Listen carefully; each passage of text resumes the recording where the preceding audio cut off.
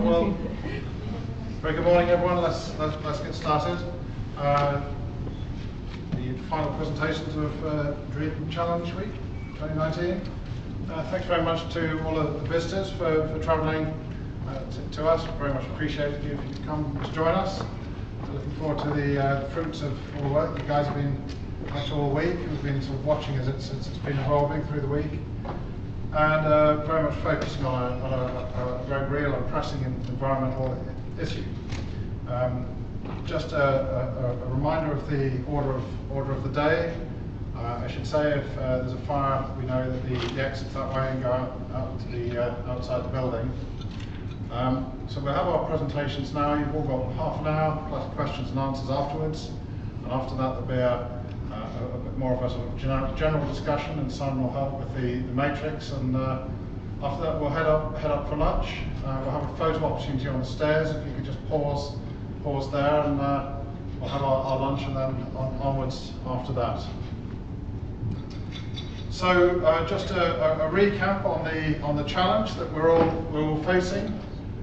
So first of all, we know that these historical landfill sites, and there's lots of them all around the coast, in many cases people don't know exactly where they are, or more importantly what's in the landfill sites. Active zones of biotransformation, very difficult to know all of the things that are in there, and the hazards that come from that can pollute the environment and have consequences in a number of different ways, and that the risks to those come from erosion and the coastal change. And we are picking three themes, as you know, for how we assess the risk of that going forward. We've chosen the East Coast, and you've all identified one or more landfill sites to look at, and we've got the three themes there of planning, policy, health and social impact, and the impacts on biodiversity. And for the record, we have our three teams, not in the order that you're presenting. So the first team, Amy, Augusta, Hannah, James, Jessica, Lucinda and Sam, looking at the policymakers' perspectives. Team 2, Catalina, Evelina, George, Halid, Helena, Tessa, looking at the social and health. And lastly, Team 3, who are in fact kicking off, will be Alex, James, Carolina, Martin, Morag and Murad, looking at land management, nature conservation, natural capital and ecosystem services. So without further ado, I shall hand over the floor to Team 3 to come down and tell us what you've been up to for the week. Thank you very much.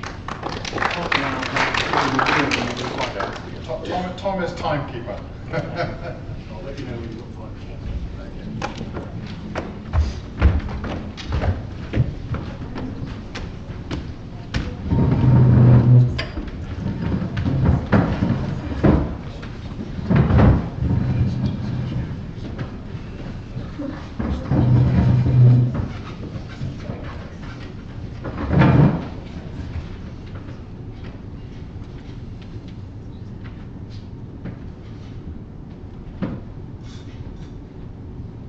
Sorry, I don't use Microsoft very much. Just want the presenter here.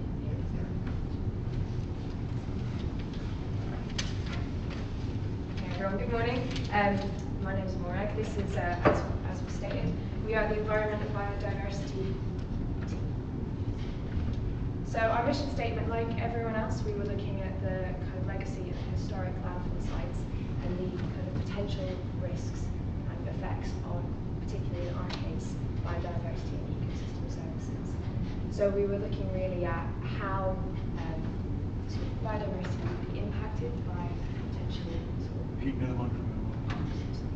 by the potential effects of these legacy landfill sites, and how the services that people receive from the biodiversity in this area might be affected. So initially we were given a range of landfill sites by the sort of Dream Challenge Week, and we really wanted to hone in on the sites which had the greatest complexity of biodiversity and sort of ecosystem service use, and the highest rate of change impacting on these. So we created a criteria for analysing the sort of biodiversity of each of these sites, and this included a range of national and international designations, and we sort of measured for proximity and considered the kind of legal standing of these different types of designation. So we had a range of biodiversity sites, but also cultural and recreational designations, because this is important in terms of ecosystem service provision. We also considered the complexity of the habitats in these locations. So we drew this information from the priority habitat inventory and again considered the complexity of each location. We then, for our criteria for change, we considered which of these landfill sites were in the flood zone. And of the sites in the flood zone, we then considered which had the sort of most dramatic shoreline dynamics. And the two sites that we kind of became very interested in were North Deans and Two Tree Island in Essex. What really became apparent from this process was that there really wasn't sufficient data on the habitat types and on the ecosystem services to kind of apply big data approaches. And even in the Ramsar and SSSI description of Two Tree Island, which was one of the sites we were looking at in greater detail, they really stated that the site was on favourable declining, but they didn't know why, and they knew that they just didn't have enough information on the habitat and how all these different changes were affecting them. That was in the very description. So it really got us start thinking early doors about if the data isn't there and it doesn't exist, how can we create it? So the site that we ended up selecting and moving forward with was Two Tree Island.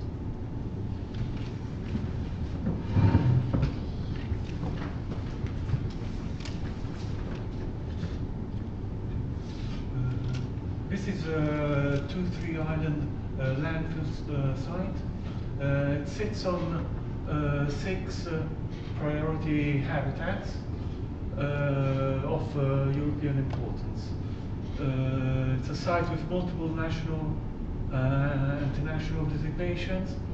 It's made up of floodplain and grazing marshes, coastal salt marshes, mud flats, reed beds, deciduous woodland, and semi-included grassland. And it's also made up of multiple ecosystem services. It's important for the local fishery, and it's a Ramsar, also it's a Ramsar site.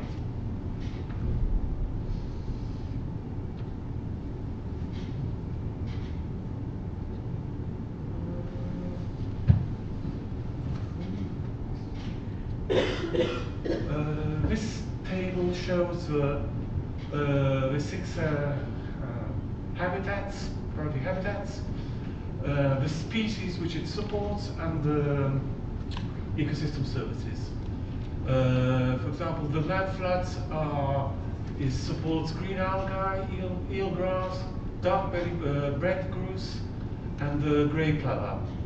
The provisioning service for this site, for this habitat, is fishing, bait, and shellfish gathering. The regulated services is for it controls erosion, water purification, storm protection, and hazard regulation. It's a site for bird watchers and bird watching.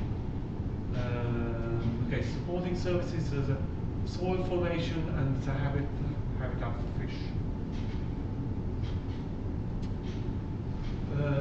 Some modeling tools to quantify the ecosystem services, to quantify and map ecosystem services are INVEST, ARIES, and LUCI. INVEST and ARIES are two of the modeling tools which are used. INVEST uses production functions, and ARIES uses artificial intelligence algorithms.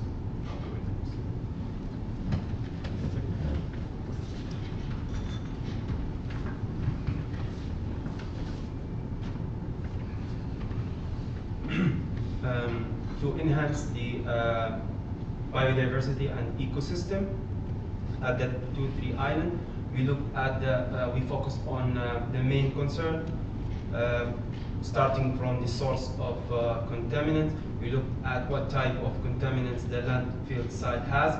Also, we looked at the historical and the historical industrial work that have been done close to the site.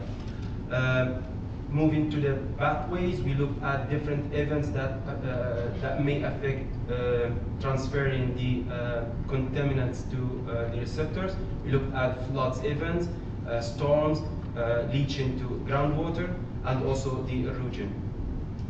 As my colleague mentioned, we look at the high priority habitats that might be affected from these contaminants.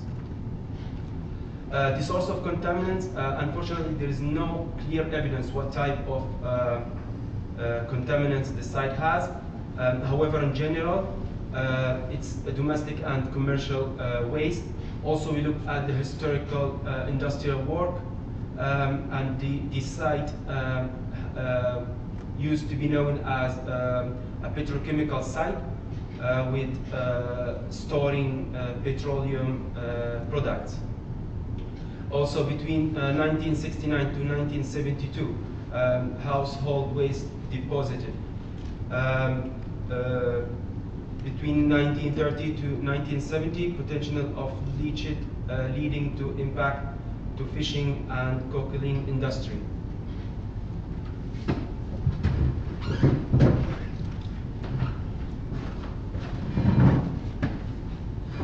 So moving on from the source of the contaminants, we then spent the first part of this week looking at the change in morphology of the Thames Estuary and the Canby Island and Tutri Island landfill sites. So the landfill site is delineated by the black lines on those three maps at the top. And the first step was to look at the change in morphology and see how that can infer change of risk of erosion of the contents of the landfill site to the wider Thames Estuary. So we started by manually digitising the vegetation line, and what we found is that whilst the vegetation extent of the salt marsh, which sits immediately above the landfill site, was dynamic, it was a very mixed picture with regards to accretion and erosion of that salt marsh. So instead, we started to analyse the LiDAR data which was available for this part of the Thames Estuary. And what we found is that even though there is, in general, net accretion on the actual salt marsh itself, there is continued erosion on the fronting tidal flats. And we'll go into a bit more detail about the significance of that at a later date in this presentation. But it's just also worthy of noting the environmental forcing factors to the wave and the tide that are predominantly generating the observed change that we can see in the elevation models that we produced. So they look like wave roses, wind roses, but they're wave roses. So these show the direction of the sources of the waves. So important to know the direction they come from, not the direction they're traveling in.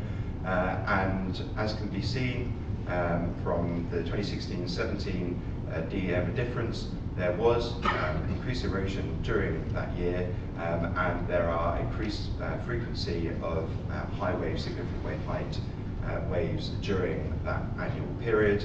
And the other important thing to note is that we truncated the wave data set, so it only contains waves that were generated during high tide events, because during low tide events there is going to be negligible impact of those waves on the landfill site. Because of the number of times in which LiDAR data was captured, it's unable to do any complete analysis of the driving factors causing the observed change that we've seen. But if you did start to get far more frequent LiDAR data, perhaps on a weekly basis, then you could merge that with the environmental forcing factor data to perhaps look at the likes of a neural network to try and find observed change and potentially to project it into the future.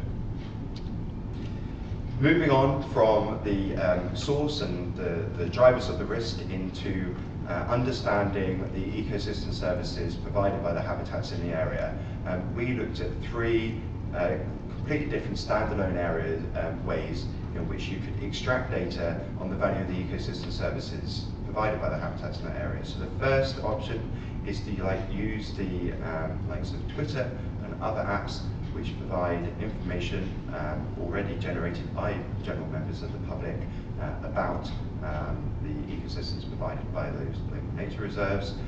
The second, which we'll talk about in a lot more detail, is the generation of a new app called Dreamcoast, where members of the public can proactively go on, undertake actions such as taking images of local wildlife, or just generating comments so that there is a greater understanding of the ecosystem services in the area.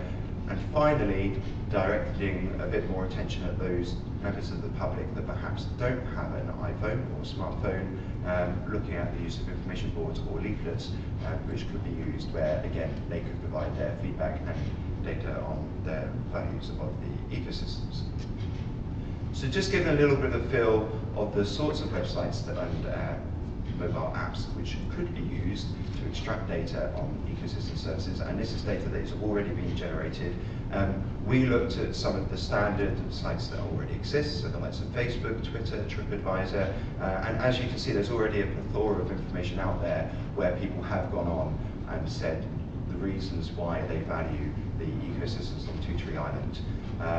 I think it's worth noting that there would need to be a lot of analysis in using this sort of third-party data, because the use of the wording Two Tree Island could be used in a positive and negative fashion. So there'd need to be analysis of the contextualizing words for each of those circumstances. And on the right-hand side of this slide is a bit more information about the sorts of apps which already exist that do the sort of function that the Dreamcoaster app could do. So Merlin is an automated bird identification app, and MyCoast is an app where people can directly place information about the condition of their shoreline in their locality.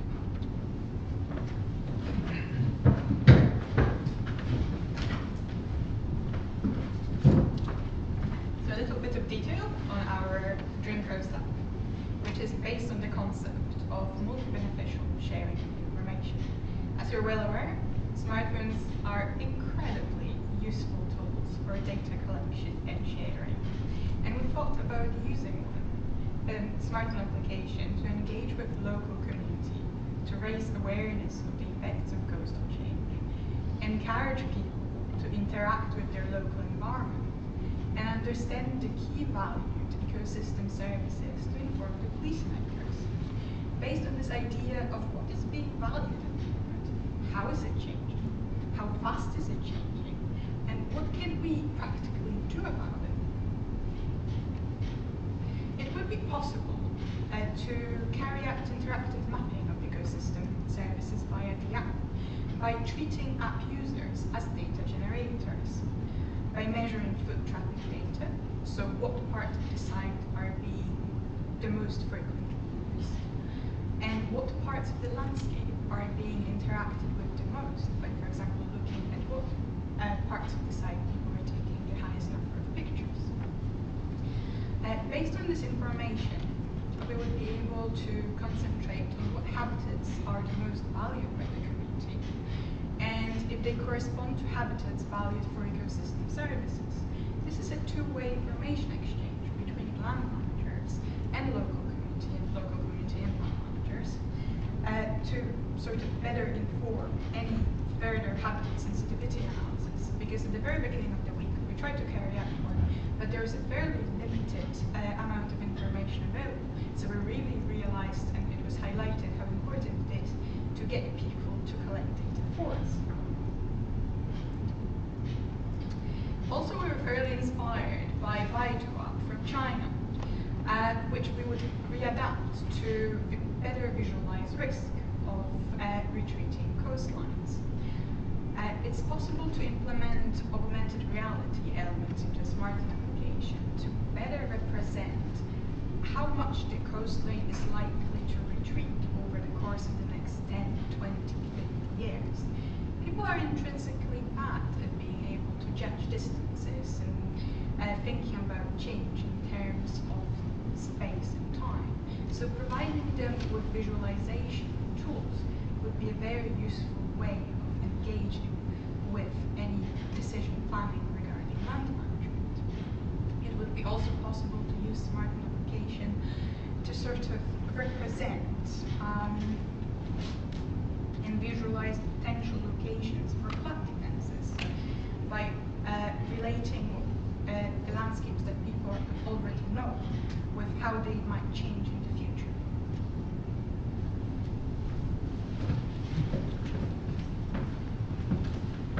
So to further develop on the point that Caroline just mentioned about using two-way information exchange between landowners, then also the local public, we also thought it'd be a good idea to utilise the photos that are taken at those locations. So actually being inside the app, being able to take the photos with a geotag reference and actually relate distinctive features that people are actually looking at in this ecosystem site. So essentially, to start with, I decided to look at using a general bird identification tool. So essentially I used a deep learning approach with an existing data set to be able to delineate where birds were located within images. So essentially this could be really, really useful for creating a large source of geotagged data sets for general bird observations. But then also we thought that it would also be interesting to utilise citizen science, so actually get people to manually identify the birds for us and then feed this into an overall database system, which would then be useful for biodiversity experts to be able to assess the changes in biodiversity throughout the site. And then also it would provide the potential to actually use a similar methodology to what we found with using it for birds, but at a species level. So for example, if you look on the right there, this is an example of one of the images that I threw through the deep learning network. So it had 83% certainty that there was a bird located within that image. So it's a subset of the image. So obviously you can see there's still a 17% uncertainty, but at the same time it sort of shows the potential of this sort of technology to utilise for land manager owners. So another implementation we could use is a national vegetation survey as well. So use exactly the same approach by actually being able to use the images captured by users of the ecosystem to be able to derive the dynamic changes actually occurring. So as you'll well know, the National Vegetation Survey is very, very time consuming. So it requires a lot of human interpreters, a lot of people need to go out into the field to actually be able to carry this out. So if we can already use the data that's being provided through the app and extracting these features of vegetation, they'll be able to use a similar approach to that with the general bird identification, and then similarly citizen science for this also. So as we said, the app kind of has three applications. It's what is there already and how is it valued, and what's changing and what can we do about it. And people people's valued landscapes are very, very sensitive to change about them, and often a lot of kind of coastal climate change mitigation that is proposed by local councils or larger authorities, there's often a lot of objection from local communities. And by involving people in the discussion and in sort of informing them about the risks and the values and the kind of all the benefits that they may lose if this issue is left unchecked, it kind of people become more engaged and kind of are more happy to interact with sort of potential for change. So a way that the app could kind of provide this is to provide a series of scenarios for potential change to kind of open up discussion.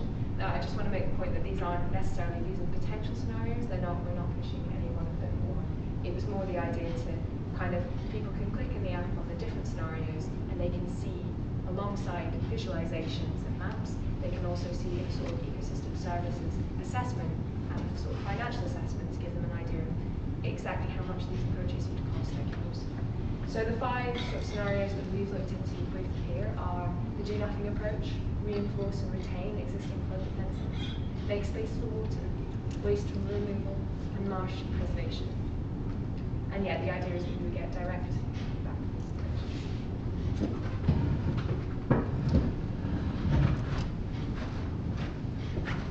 So before going into the options that are available, I think it's just important to reflect on the question of why is it necessary for action to be taken from an ecosystem services perspective to reduce the likelihood of erosion to that landfill site.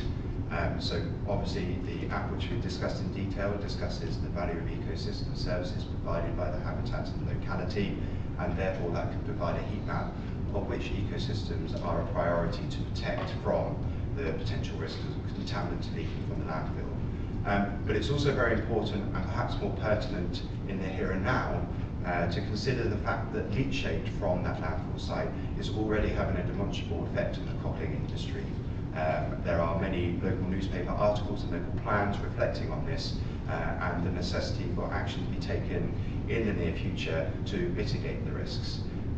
It's also important to reflect on the fact that the salt marsh, which again sits immediately in front of, and in some cases on top of that landfill site, is providing a mitigating service with regards to binding or reducing the toxin concentrations that are being released from the leachate from the landfill site. So when considering the different options that are available, there are two reasons for considering which one to go for. First of all, mitigating the effects of the leachate, but also mitigating the direct deposition of the content of the landfill site on adjacent ecosystems. So the first option is to do nothing. The benefit is obviously that it's the lowest cost option, but as I've literally just mentioned, there is already a demonstrable impact on the cockling industry, so there is a clear necessity to look at the other options which are available. Now, the Environment Agency has a hold the line policy in this part of the Thames Estuary, as shown in the Shoreline Management Plan, which relates to the northern banks of the Thames Estuary. But the yellow line here demarcates the location of the current sea defence. So whilst the position is to hold the line is landward of the landfill site. So that is very significant, because actually policies to potentially reinforce or to retain the seawall in its current position are very much beneficial with regards to the protection of people, property and infrastructure landward of that sea embankment, but perhaps it could have a negative effect on the condition of the salt marsh and increase the risk of erosion to that landfill site because of the actions of coastal squeeze. Because the salt marsh may wish to migrate landward, would be unable to because of the position of that seawall. So the third option, making space for water, would be to move that sea defence landwards. That would obviously have a potential positive effect in maintaining the integrity of the salt marsh, which is providing those ecosystem services and mitigating the impacts of the cockling industry. But obviously that is a controversial option with regards to the loss of prime agricultural arable land and increasing the risk of flooding and coastal erosion to the properties and infrastructure immediately landward of that sea defence. Fourth option is to remove the waste. The benefit is you're removing the source of the contaminants. The disbenefits are the huge costs associated with those actions and also the requirement for large-scale re-engineering of that area when it is already providing a clear ecosystem benefit to the local area and a recreational benefit. So it may be an unpopular option, in fact, for the local community. And finally, more softer options to do with marsh preservation.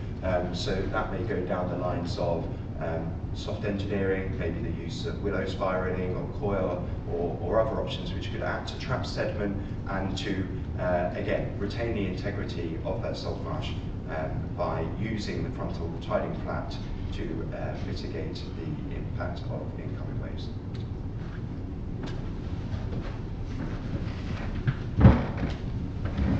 So to summarise our concept, so essentially we've developed this app called Dreamcoast, which helps landowners to understand what the local community is doing and actually be able to educate them as well on these biodiverse sites. In particular, this is using Two Tree Island, but the approaches used here have no reason not to scale further than this. So essentially, the main points that we've done are be able to drive investment in securing the interest in securing the historical landfill sites.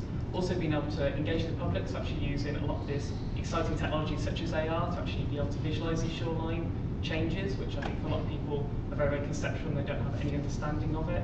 Also being able to use these big data approaches such as the deep learning, the AI, to actually be able to inform from imagery captured by people using these sites, and also just overall using this high resolution data to be able to inform future policy decision making.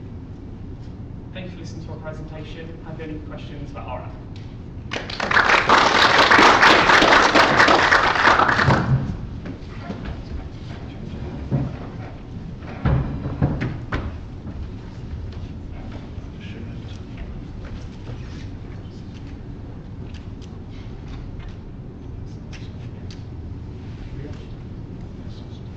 Okay, so we're going to question straight away. I've got lots of questions. Very big microphones. James Brand, Environment Agency. I was actually at Goosery Island last Friday, showing grounds on Montfort and Siloam. And you can see rubbish coming to the surface, there's grounds nice and bouncy, carpets there. It's quite interesting contrast to the wildlife around. But that's an aside to my actual questions, which are, first of all, do you actually have any evidence that the copying industry is being affected other than media speculation? No, there's no direct evidence, but it seems to be quite widely publicised in the local media. And I think the other point is that even if it isn't the case that there's direct sampling to show that it's having an impact, clearly it is something that is concerning the cockling industry. So there is therefore that necessity there. It is maybe not an endemic species to that locality, but it's certainly a unique species to that part of the world. So it's important to ensure that it is preserved. Would it not be more important to see whether there's actually an issue being caused by landfill site before you spend millions of pounds doing something with landfill site to help the populace? Yeah, I think that would be an important point to do further research into it. There may already be data out there that isn't publicly available, which has had a look into it, but certainly from the local plans, it wasn't just news articles, it was local risk management plans that were highlighting the potential risks to the cockling industry. So it definitely goes above and beyond just media speculation. So yeah, further data analysis would certainly help in aiding the decision-making tool and deciding what solution to go for, which could still be to take no action, which was still one of our options. Yeah. Okay. And then an associated question, and I will be addressing my question. Have you considered the cost of moving the waste and the impact of moving it versus the protection of cockling industry? And in your scenarios, you refer to increased risk of properties behind Hatley Marsh Embankment, which itself is a landfill site, but there are actually no properties behind Hatley Marsh Embankment before you get to high ground. So there's that trade-off of cost benefit as well. Okay, I mean, you certainly come with a lot of local knowledge, that's fine. But I think that, that point about moving the embankment back, it's still agricultural land, you can very much see that. So there's still very much an impact to property. I would claim that agricultural land is still property, so I think that that's a point that needs to be beared in mind. And sorry, I forgot what the, oh yes, the cost of removing the waste. Yeah, we did a lot of looking through local documents, and like every single historical landfill site, it is very difficult to know what is contained within those landfill sites. There would need to be further analysis of the content and the volume of the waste to determine if it's all hazardous, and then that makes the landfill tax go sky high. But yes, of course, that cost-benefit analysis would have to take place before making those important decisions. Yeah, on the point of property, yes, land of course is property. I have a very environmental hat on where they only consider housing really for that purpose. Okay, so any other questions? I can see pieces of paper with lots of questions. Oh yeah, okay, so let's try Arthur first. Thank you very much. I think it's really leading on a bit of an observation then coming to a question. I think what's important with this is that you've demonstrated an app which it shows options. I think, responding to some of the former questions, it's not giving you the answers, it's not a full cost benefit assessment. But I think what's important is that it's an app which links information from people and puts that information into a local context. So and I think that's the strength of it, so people then understand the options, and maybe also understand some of the limitations and the costs of the options. It can be fed the other way. So the question I'd really like to know is, have you got thoughts on, I know you want to solve, but have you got thoughts on how the app could be used as a feedback as well and an education tool for the users? Thank you. Well, I think part of the idea behind the app is that it was really, as Carolina said, it's multi-sharing information, so that as the app progressed and more information was fed into it, a lot of that information was then fed back. So you had both kind of an information section and a sort of adding to that. I think this is something that the sort of question of landfill assignment, people really don't know a lot about. And so, yeah, it's sort of really beneficial to sort of present that and kind of receive people's feedback and questions such as, I think one of the estimates for how much it will cost to remove this waste is somewhere like 30 million. And just to make people aware of that and put it in a context of, okay, imagine if this money, yes, maybe the baseline for some local people would be, well, why don't you just get rid of it? But imagine if that money was coming out of your local community, how could that money be spent better? So yeah, I think it was really about the kind of development and feeding back the information that experts have, but also gaining information as well. Thank you. Can I just ask a related question? So in the app, we saw the kind of ecosystem services model, and we saw the app, and there was kind of to me, a bit of a disjoint between the two. How might you use the app and some of the tools you mentioned to communicate and integrate those ecosystems connections and the complexity? And also the values. So the other thing I was very interested in, we talk about money, but a lot of this is about values. Yeah, so for example, some of the tools that we showed before we presented the app, that would go into a lot of the GIS tools, so obviously understanding what the risk was, so obviously different habitats and different locations. So for example, bringing in some of the DTM data alongside some of the wave and tidal data, so obviously you might be able to use that for prediction as well. But also with the app, it's obviously there for educational purposes, so obviously really it's there to help the local community understand what's going on at their local site. So I think there's that, and then obviously with the value, obviously there's the monetary value, but really this is, as Arthur was saying, it's really more about increasing the data available to actually help landowners to understand what it's currently being used for. So obviously the value for obviously people using it is completely different than obviously the monetary value. So obviously that's what we're looking at. Obviously the things they're taking pictures of, and what are they actually valuing in these locations. And also this, the app, a big part of the reason we thought it would be a kind of good idea is we were told quite early in the week that there's not a lot of funding for carrying out this type of work, and I think that the output of this could be a strong argument for why certain sites really need to be sort of looked into, because they illustrate the values of the people in the local community. Thank you very much for a great presentation.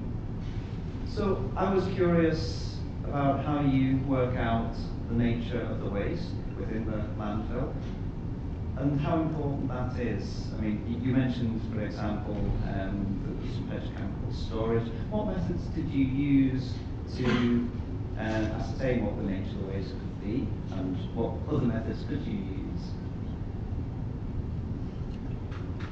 Well, I think that it's a nationwide problem that there isn't knowledge on what is contained within those landfill sites. So we didn't try and pretend that we knew what the content was. We inferred it from the industry that was around in the area during that sort of period in the 1930s to 1970s.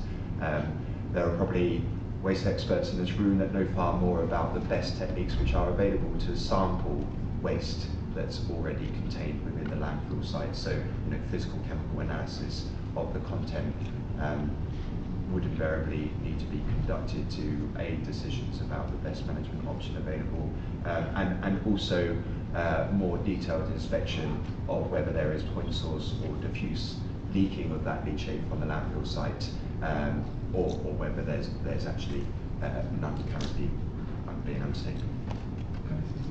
Yes. There are some research papers which show that the contaminants and the sediments are higher than the standard quality guidelines. So there's evidence that there's pollution in the area. So maybe further analysis of sediments and water would be good. Sure. I mean, all sensible answers.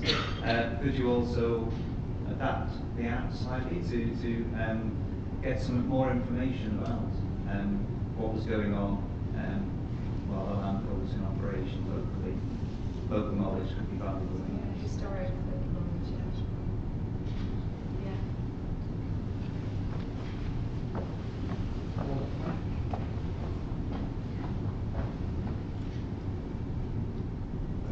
Hello there, it's Paul Smith. Could I just go back to the basis of what you were trying to do? Because I understand it was policy, is that right?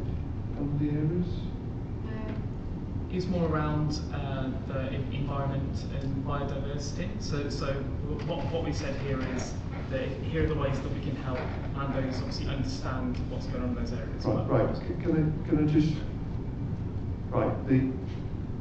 I'm going to probably say something that's controversial. The reality of the situation is that information about landfill sites, looking at data, working out what to do, it's an emotive area, and it really depends what perspective you're coming from. Now, I understand what we're trying to do here. We're trying to get more information and data about landfill sites, how to cope with the risk, what to do, how to mitigate. I understand that. But you've mentioned words like landowner, you've mentioned the public, the Environment Agency. The very nature of the questions being posed by some of the people here is as an awareness of, shall we say, the differences in perception of what the risk is and whether or not, or whatever. My question comes down to something which is more to do with not so much the actual app and the data, but who's going to use it, and who is it you're providing this information to, and over what period you obtain that information. So let me give you an example. One of the approaches you could take is that, well, before we make any decisions, before we do any policy judgments of spending money, we need to understand and get the information to obtain a confident picture of what's going on.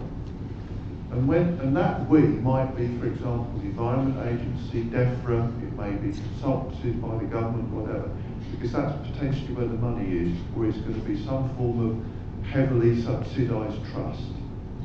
So my question is, even if you have a platform of data and all the rest of it, I question the wisdom of just giving it to the, shall we say, the public, and that information and where it's going to be used.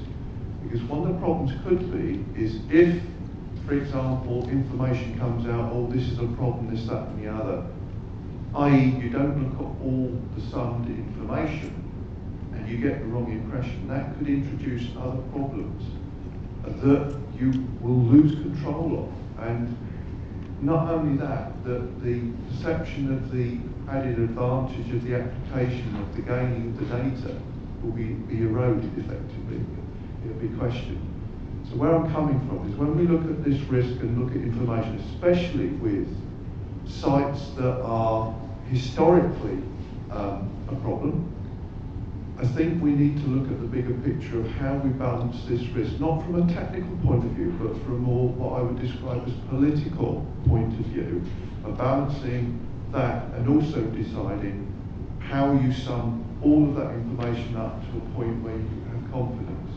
So do you see where I'm coming from? I think it's a broader picture than just the data and where you're getting that data from.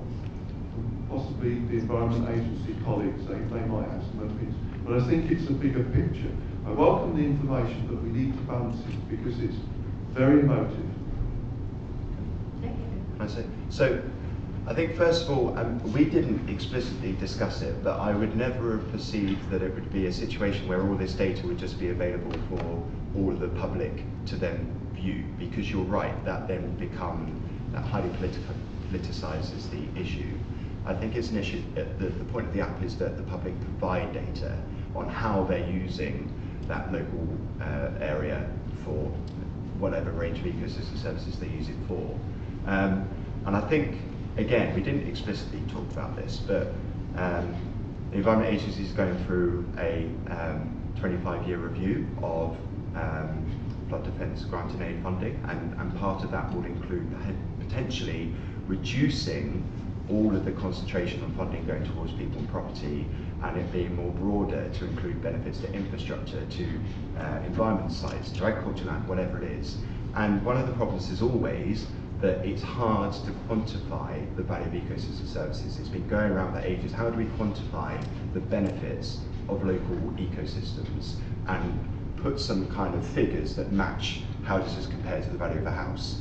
And so using these big data approaches might actually start to step in that direction, because you can get a bit more of a localized idea of what the value, that ecosystem service value is of that location. So it's a sort of long-term decision-making tool, but it wouldn't solve that problem, but it's just, it's a direction in which it could go. Okay, we have time for one very quick question. Is it a quick one? Yeah, it's more of a quick observation. I think I took from the app, or from what you were doing, that it's actually gathering data rather than presenting data that's within the public domain. So I have less of a concern in that realm. I think it sets out general principles of options rather than specific prediction or statements of options and cost evaluation of options. Yes, these things are emotive, but we're in the 21st century. And Freedom of Information Act means that if people have environmental data, somebody can put an environmental data request in and it can be used however. So I think there's a big move away from the 1980s, 70s, and the protection of data. And should be very much, we should have this open. How do we best inform the public, and how do we best engage with people? And I think this is very much along those pathways. So I think it is the way that we have to live, because actually that is the way we want to, and that is the regulatory world in which we live. So I think this is about getting the data, and I think that's of how people value a space. And I think that's really interesting and valuable big data that we need to be looking at. And I think the IP issues or the control issues will be more about how we use GPDR data and mobile phones and protection of personal data. I think that's where the challenge will be in this day and age, rather than worrying about the environmental data per se. Okay, so can we just have a round of applause for the team?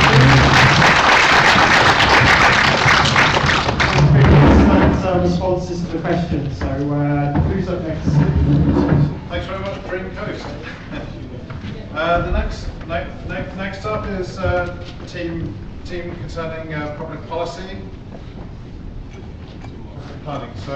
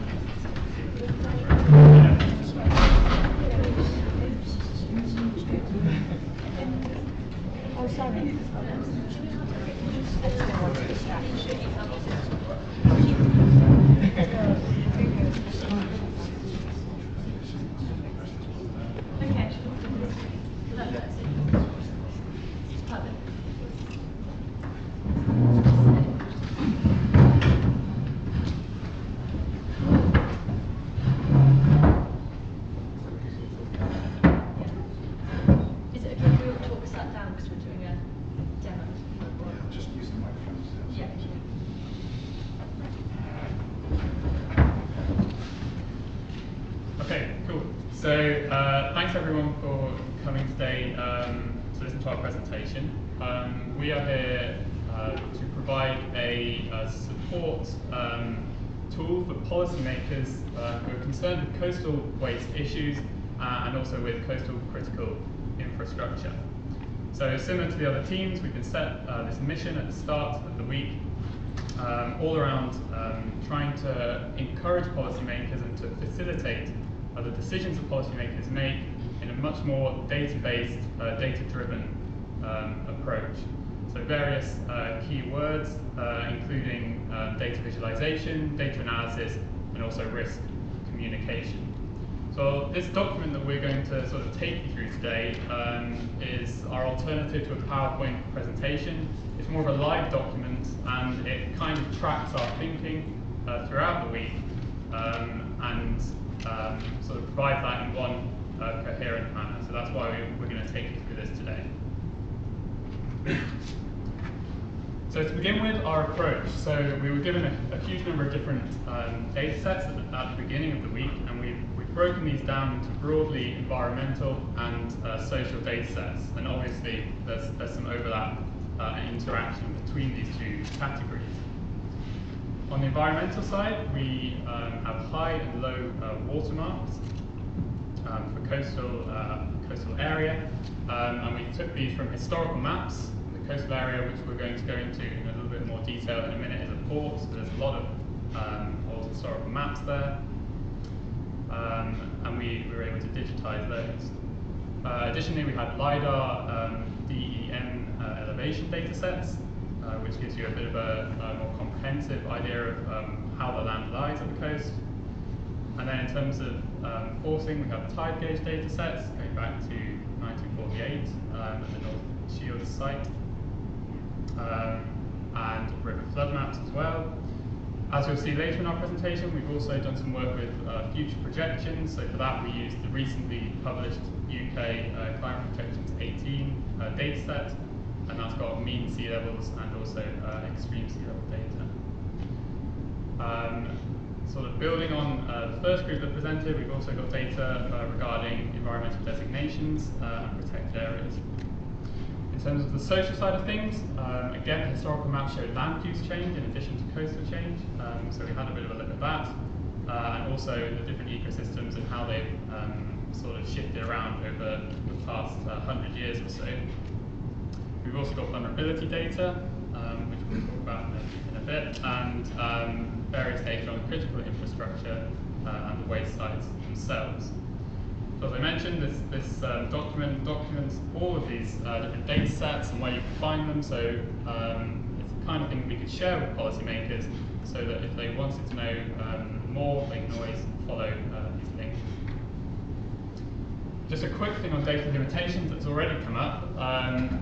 We struggled a little bit to get information about what was in the landfill sites that we focused on, but clearly that's a broader issue. So in order to address this, we've got this kind of risk-based approach where our source is the landfill itself, as a single entity, and the possibility that that waste is going to be released into the nearshore zone. We've identified a series of pathways which relate to extreme flooding and erosion events, in addition to the actual integrity of the waste site. And then the receptors clearly are the number of different ecosystems in the nearshore area, buildings, property, and people.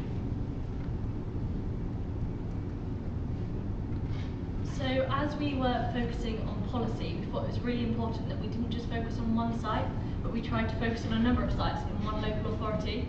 Because of this, we decided to choose the South Tyneside. One of the main reasons for this was that half of the sites, 4 of them, are along the estuary, whereas the other 4 are along the coastline, and therefore we were able to look at flooding versus erosion for these different sites, to look at different management strategies. This meant that the product we have created addresses both erosion and flooding. It doesn't just focus on one side. I'm now going to give you a quick talk through our product we created.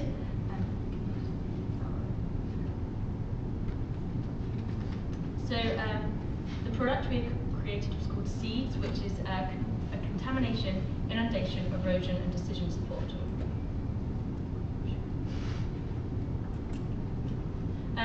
We created this tool because what we wanted to do is we wanted to bring all the data and all the information we had used and analysed together in one central repository.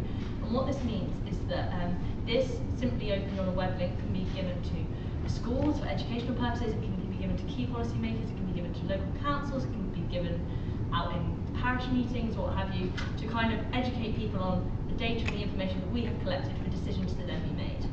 So our first slide here is an introductory slide that gives you all of the different sites. If you were to click on the site, you get all of the responding information that we have about the site. So it's really interactive to get people to learn and understand about the sites. Within each tab, which contains different data, there is also a nice big paragraph kind of explaining and introducing the data. So these users aren't just looking at these maps, not really knowing what's going on. We've kind of tried to put this data into context. They understand why this data is here and why we brought it together. So what we decided to do was bring into play plans that are already in existence. For example, the shoreline management plan, which is currently along this coastal site here. This is a non-statutory document, and we understand this, but it provides kind of a broad assessment for about 3 different epochs.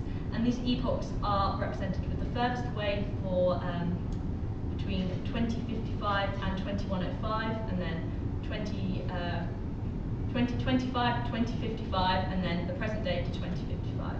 And we can see that these do change, and we'll discuss this later on in a demo.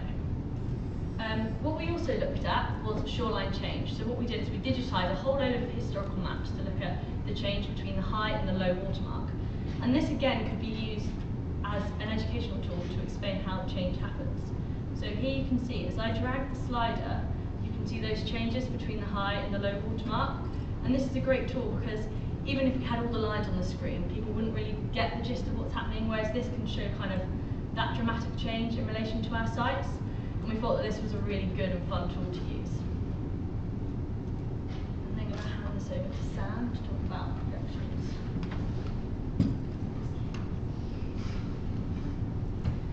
So following the digitisation of our historical maps and looking at shoreline change, we could then use those to then look at projections for the future with our climate projections as well.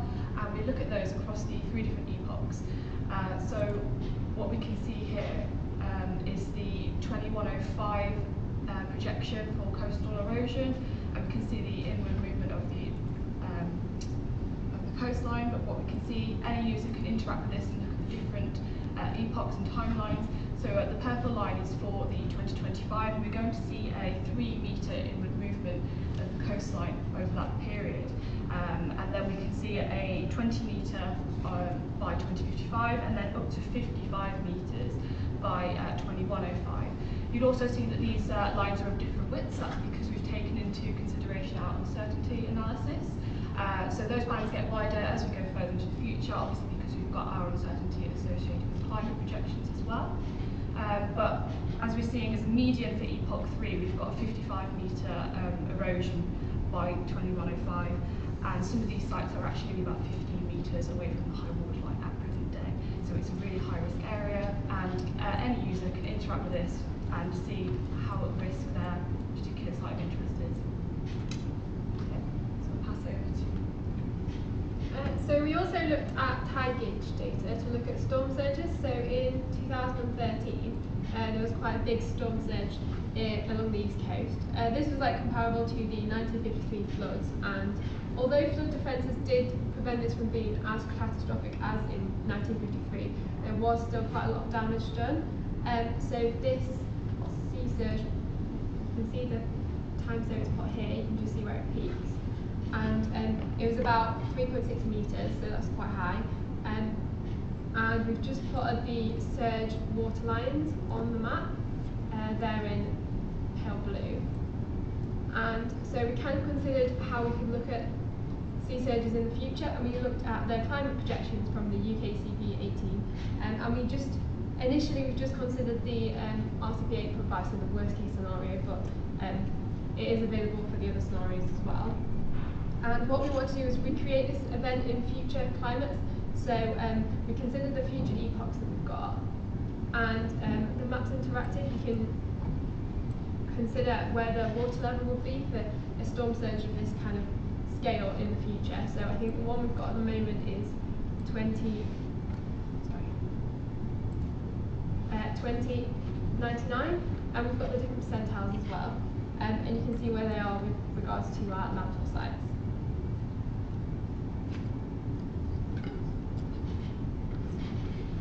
In addition to the coastal project, so as we are also on an estuary site, we have some address mapping. So as you can see, the ones on here are the fluvial defences that cover the estuary, and they range from 1 in 25 to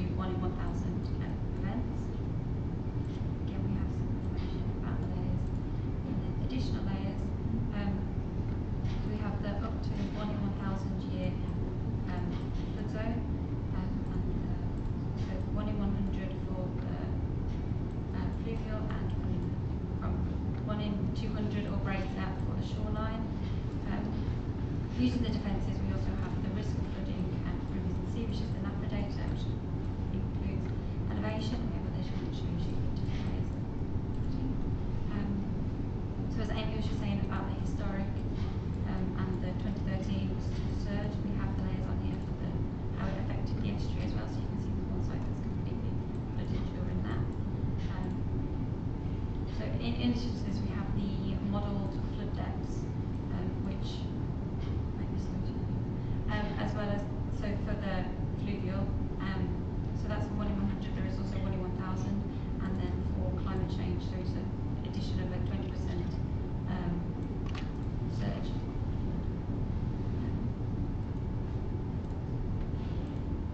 So in addition to the flood data, so we have some vulnerabilities. So we have the environmental layer. So as you see now, the SSSI is mainly the beach. So this affects some sites down here. Additional sites, we have the conservation and protection areas and some woodland areas. So a large part of our area is National Trust, the National Property.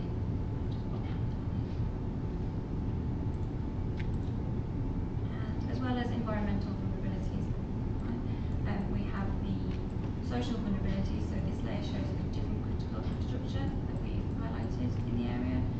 So it's got hospitals and medical centres and some schools, there's a school here, and post offices, just in case. And there's some railway stations, railway track on there. So roads, and as Jamie has mentioned previously, the land use. So we can see there's a big industrial area with 4 Browns on our sites. But for social vulnerability, we are using the Flood Vulnerability Index from Climate Just. So this uses census data to create an index. So you can see here, if census data include age, health, income, local knowledge, mobility, crime, about the area, and divides it into different ranges. So ability to respond, ability to repair, and then provides an index for each of the areas. So this is the highest in this area, which is Coast Teesside.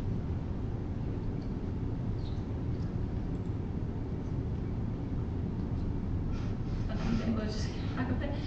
So in addition to that, we have some analysis that we can show you how we can use some of this data, and as well as how some of the analysis that has supported some of this data. So for example, with the vulnerability, we've looked at distance to landfill sites compared to the highest vulnerability based on the census wards and how we've collected the data. So you can see the sites down here are the closest to the landfill and also the most vulnerable, and then also with what the code is. So then policymakers look at what is most vulnerable. Yeah, and so as Lucy said, in addition to these sort of maps, which are very demonstrative, depending on who the policymakers have in the room, you might want to drill into the data into a bit more detail. So don't worry too much about what these graphs are showing, but basically what it is a much more detailed shoreline change analysis by epoch. So this very positive one, for example, is where the pier was suddenly built and we got a huge accumulation of sand towards that end of the site. When we compare, so we can do things like this is the high water line and this is the low water line, and what we can do is show that over time, the low water line we found actually is retreating much faster than the high water line, and as a result, we get a process of coastal steepening, which means we have deeper waters nearer to our receptor sites, which means that when we have large surge events, or even just high tides with substantial waves on top, there's much greater threat of these sites, the waste sites actually being impacted by those sort of events. So this is just a sort of example of how we can drill down into those maps, depending on who is sort of in the policymakers' immediate vicinity.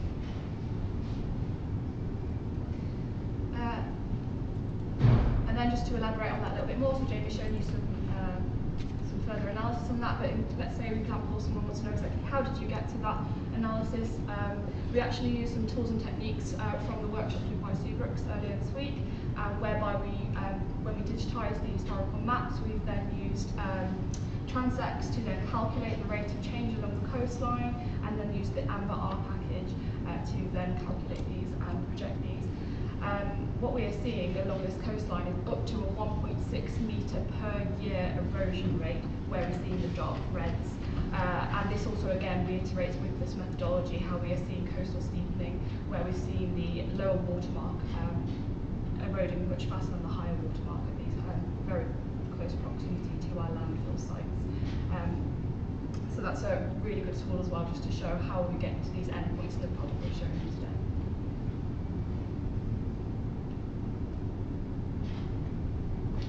Yeah, sorry, this bit here.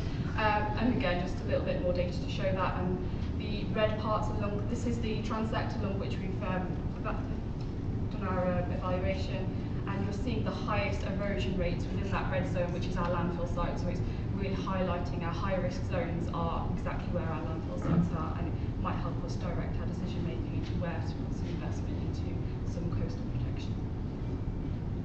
So although we are primarily focused on policymakers, we do understand that the funds just aren't available from central government to kind of implement the SNPs. And so what we did was we thought about the local community and local businesses, and we created a survey that's as part of our tool. And what this is for is to support local partnership funding. So this is an example of the survey. So I'll just get, do you want to fill in? We'll just show you how it works. And you can put all your information in, put your email in.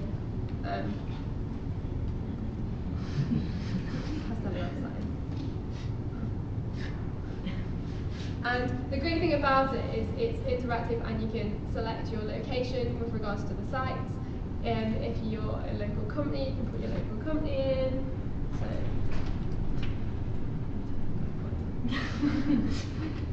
And which, once you've read all the information on the Seeds tool, you can say which landfill site you're interested in, how strongly you agree with a statement about potentially funding or working with local projects, and then you can submit this. So then we're next going to talk a little bit about how this would work in real time. So all of this data is available as part of our Seeds tool as an interactive dashboard. So this refreshes, it's like a live data feed, refreshing every like 5 minutes. So as you can see, we've made some synthetic data, which basically meant I filled the survey in a lot. And you can see we've got an interactive map. We've split up local companies with local people. You can see roughly their location with regards to the sites. As you can see, one of the sites here tends to have a lot of interest in it. So that would be useful for local policymakers and also maybe local politicians. And if you click on the site, you can see where people are that are interested in the site. And that a lot of people agree with potential partnerships. So I'm now going to pass on to Jamie, who's going to talk a bit about what would happen. As Amy just explained, this is our mechanism for sort of encouraging investment in these coastal sites, which require a much broader sort of participation in order to get the money together to do anything substantial. So having shown you our product, what we're going to do now is do a kind of demo to apply it to one of our sites, just to show you how this might work in a more real scenario. The linchpin for this demo is going to be the 3 epochs of the shoreline management plan, and we're going to basically go through and focus in on this herd sand property, which from the dashboard came out as being a very popular one. This herd sand waste site, and we're going to just show you how the data that we've collected might be used to take a decision here. So to start with, we can do some very simple visualizations just to get people familiar with where the site is. We would then expect the policymakers to sort of collate this information with what they already know from the shoreline management plans. So for example, we know that there have been some waste issues here in the past.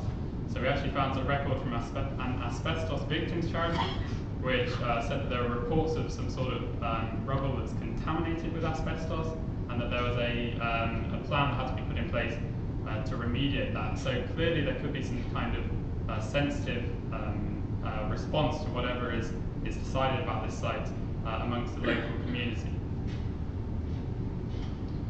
In terms of the shoreline management plan, there's already been some substantial investment here, so £300,000 worth of dune stabilisation. And it's also just worth pointing out that what we have here is a plan to hold the line in both the first and the second epoch, but then it's been recognised that there may need to be some managed realignment after 2055. So when we start to transition into those further sort of futures, we need to think about how that waste site is going to be incorporated in any sort of managed realignment, where we expect the sea to be closer to land. Something which came up in terms of actually raising the funds for investment here is that under no active intervention it has been suggested that 22 properties are at risk of erosion and that just under £1 million worth of property is at risk of flooding. So we've got a kind of motivation there which we can pair with the dashboard to raise funds. In terms of environmental constraints, this beach has both a national designation as a triple SI and also an international one as a protected intertidal site under the Ramsar Convention. So again, we need to pull these into policy discussions in order to make sure that any defences or interventions that are made comply with these designations. So for example, this might rule out some of the more hard engineering options which might otherwise be suggested. And then in terms of land use, just behind the Herd Sand site there's actually an amusement park, and there have been some plans to potentially increase the frontage of this amusement park. So there's a suggestion there again, if people are going to be using this site regularly, there might need to be more stringent requirements on any interventions that are made here. In terms of critical infrastructure, as sort of to inform policymakers, we're aware that policymakers don't just deal with one issue at a time, and actually they also need to be aware of the A1-A3 coastal road, which is the only major access point to this site, both if they were going to plan any kind of intervention, but also during these extreme flooding events, what happens if that road also becomes compromised. So although this tool is at the moment focused towards waste contamination, it's got clear application to a broader range of issues there. So we'll just take you through the 3 epochs now in terms of how the erosion and flooding risk is likely to change in the future.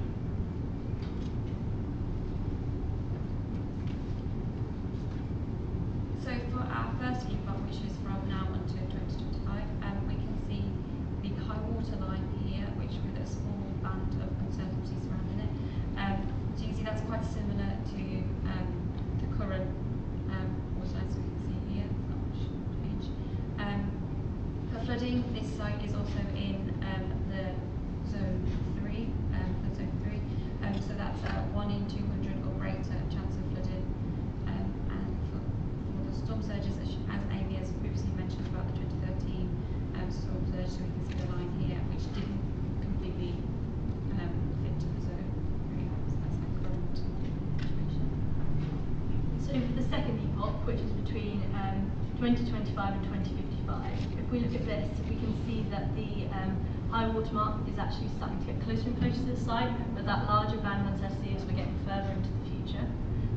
We can also see that there is actually a critical point here on the site, whereas as soon as the water is above a level, the whole site is flooded, and this is just for the 25th percentile for 2055, so this is quite a likely situation to happen if there was a similar storm surge to 2013. So this is quite significant information that's not that far in the future, so this could be a large threat. And now on to the third epoch. So now into the third epoch, which takes us up to 2105. Obviously we've got this high uncertainty associated with our erosion rates because of climate projections are uncertain themselves. However, we are seeing erosion encroaching on our landfill site in this area, but more worryingly, on top of the erosion is the high likelihood of storm surge by 2105, completely putting the entire site at risk. So it's incredibly vulnerable in this area, and definitely, I think, following a decision-making tool and exploring this information, you would agree this site needs some sort of remediation. So just to summarise the demonstration there, you can imagine we've got all our policymakers and various stakeholders in the room. They've been given all this different data, and they've got site-specific knowledge along with that. Obviously, we don't quite have that site-specific knowledge, but we've made some suggestions of the kind of key take-homes from the demonstration we've done here. So we can see that we've got risk of flooding now, so this is something that needs to be considered as if it could happen tomorrow, essentially, and we've got a risk of erosion, which only really starts to come in around the third epoch. So that aligns with what we have in the shoreline management plan at present. There, we can see that there's a suggestion that we should be taking the shoreline back after 2055, and when we do this, we also need to think about the protection of those designated sites. And then finally, what the sort of tool has thrown up is that although it's important to be aware of this waste site, we also need to think about the way in which critical infrastructure is maintained, and particularly access through that main road, which is just landward of the waste site. So we want to demonstrate something with the help of all of you now. So imagining that we have all of these policymakers in the room, this is a further tool that we want to use. So if you could type in menti.com on your phones or laptops and enter this code when it asks you to enter a code. This is the kind of tool that we would like to use in order to gather opinions of the people who are in that kind of decision-making context after they've seen the tool. So the question we're asking you here, what is the greatest threat to herd sands over the next 5 years? So taking into account that time period and all the data we've shown you, what do you think is the greatest threat?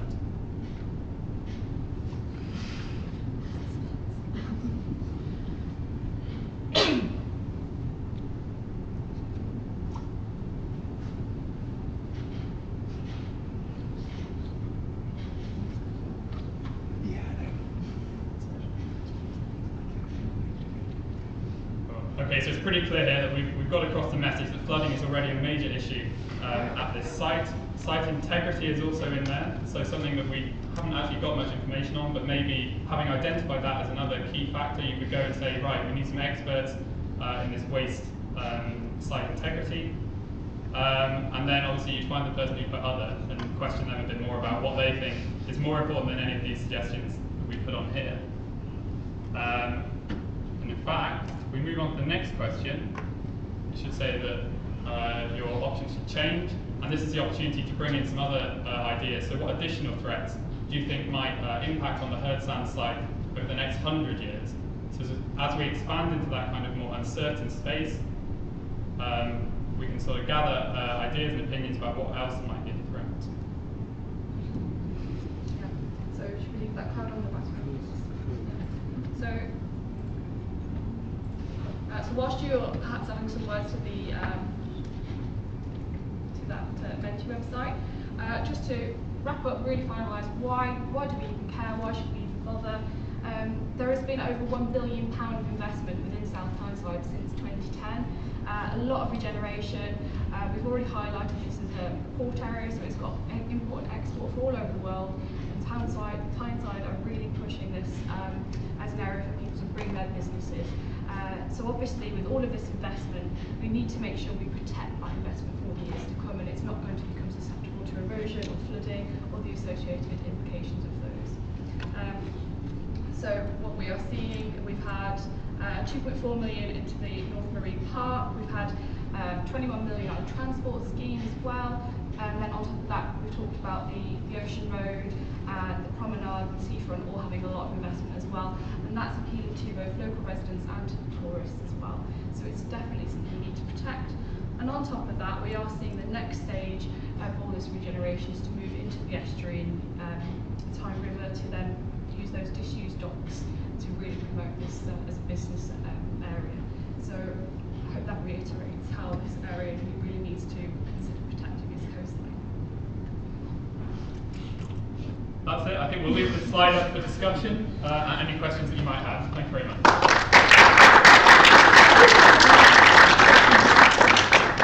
Okay, so do we have any questions?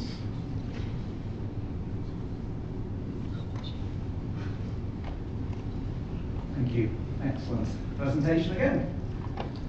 So, you talked a lot about flooding and sea level rise and erosion, but within that equation, there's the nature of the sediment and the kind of topography, geomorphology. Was that built into the model? Is that something that you considered? I mean, I'm sort of thinking, can you tell us a little bit about the nature of the coastal sediment and its erodibility, and whether it's sandy, beachy, or whether it's cliff, and maybe comment on the importance of cliffs? So, yeah.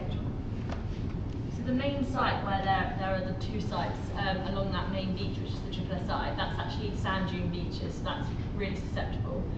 Whereas the ones more up on the cliff, that's towards the National Trust site. So two of the sites on the coastline are a lot higher at risk than the other two, and you can see that in the high watermark change, because you can see that level of erosion where the one at the cliff is much less. We did have a geology map, but I couldn't afford to put it up. And so the way that the future shoreline projections work is we assumed, firstly, if you have the same rate of shoreline retreat per transect, and then the uncertainty is determined by future sea level rise. So where you've got that hard rock coast, you've had slower rates of retreat in the past, and so that is also included in the future projections.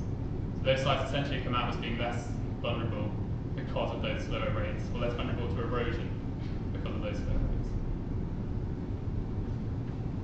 Okay, any other questions quickly?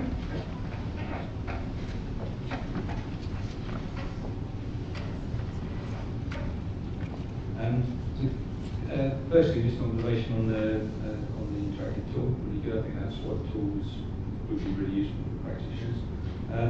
Just a question around what assessment have you done with regards the construction type of each of these landfill sites to influence what the vulnerability would be based on erosion for that particular site?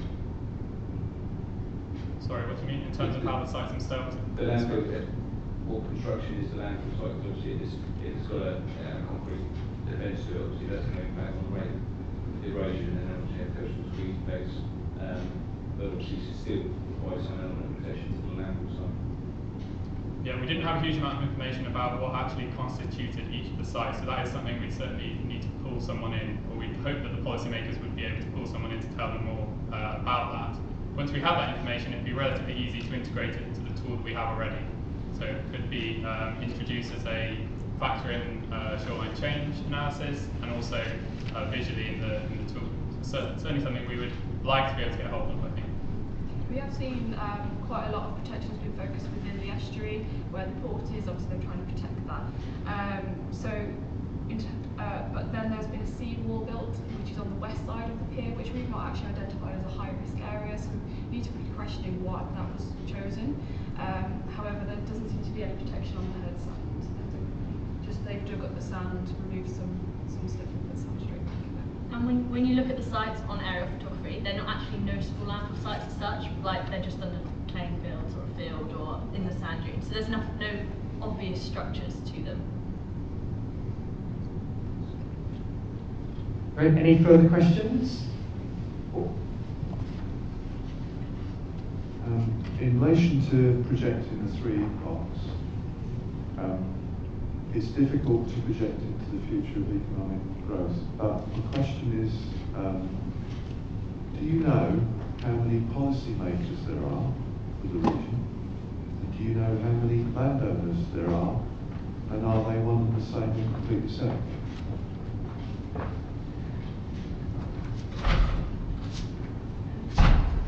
So it's not something that we know at the moment, but it's something that our dashboard would be able to reveal if we actually sent it out to the people in that area. And we could always include more detail in that dashboard so that people can specify exactly who they were and if they fitted into two of those categories.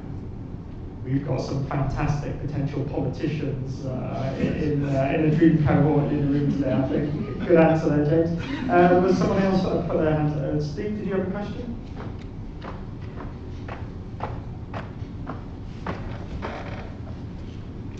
Thanks, Simon. Thanks for the great presentation. I was just thinking back to some of the comments from Paul Leinster at the beginning of the week and he was making the point that you cannot distinguish political actions in an area from the public policy making. And looking at this, clearly funding has arisen as well as politics. How do you think a system like this would feed into the actual party politics in the region? How can it be used? Is it agnostic of that, or is it something that gives a particular edge to a particular group of thinking? How would you think about the politics of the situation?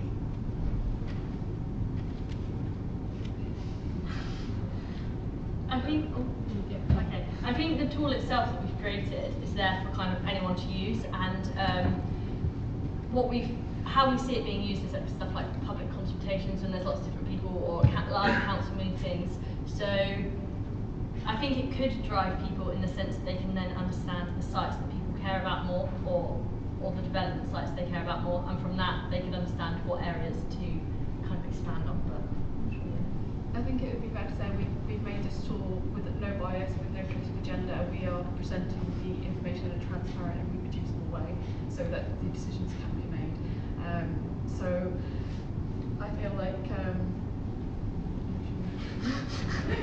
yeah, it definitely, it's not, we've not done it in a way to push a particular direction, but certainly I feel like it has raised the awareness that there needs to be some protection for it. I've got a quick question. So you used a lot of Esri online products, okay? And how well do you think these products and what you've shown today work in a real world where we've got complex systems interlinkages?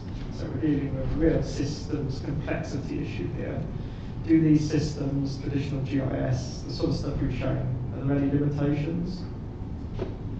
I think the limitations that might be there is kind of showing the underlying information that's gone on, which we've supported within the HTML. So I think that we've addressed those limitations, but I do think they are a great way of communicating science and data like this to a whole variety of different audiences. As you can see, we use different methods for visualizing different types of data, and I think that again is important to take into account.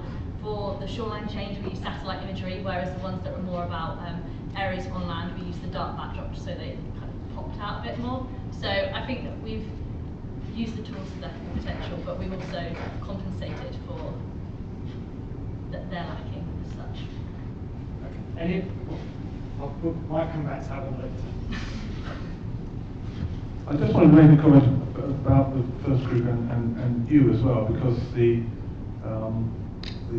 Nature Conservation Group did mention the whole problem about unequal access to resources and information and techniques, and said that you could have the app, but you could also have signboards and people writing in with comments as well. And I did just wonder about this, whether given the region you're looking at, South Tyneside, and you clearly had up some very interesting social statistics there about levels of deprivation, whether this is a rather exclusive tool for certain parts of the community, for certain groups, and that other groups might be excluded from being part of this process.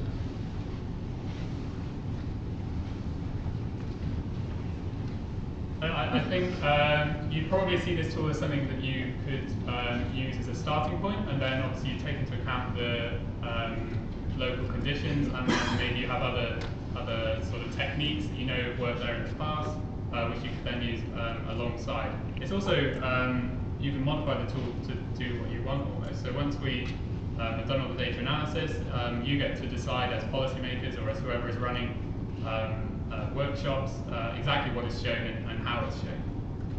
Yeah, I also think that because of the nature of how the tool is, it's literally just a web link, so it could be brought up at a number of different events, so like we mentioned, for public consultations or local meetings or that kind of thing, or within schools. So there is the opportunity, even though it might not initially reach everyone, to be able to display it in a number of different locations. So how would you get at my parents who don't have the internet or a computer? Do they not go to local council meetings, church meetings? No. Do they go anywhere? Yeah. Do they go to local shopping centres? Yeah, potentially. We could start there with a little iPad. Okay. just saying, it's There is no escape. it's sort of challenging because if you, so I went to a community event, it was about a year ago, and you had a village hall that was completely ram-packed, and so it poses some kind of these challenges. So the reason we're challenging you is it's that assumption that everybody has the internet. You know, I only got a smartphone about a year ago, 2 ago, so not everybody has access, and in these deprived areas. So we're just challenging you slightly. Can we give everybody a round of applause?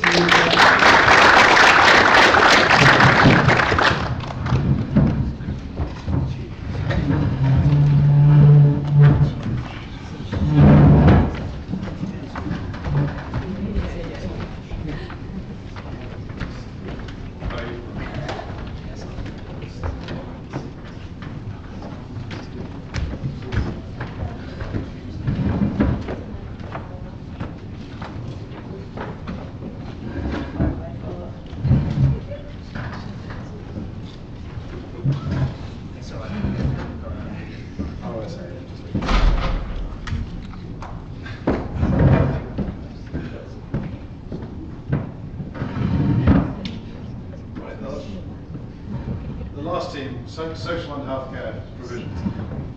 Thanks very much, guys.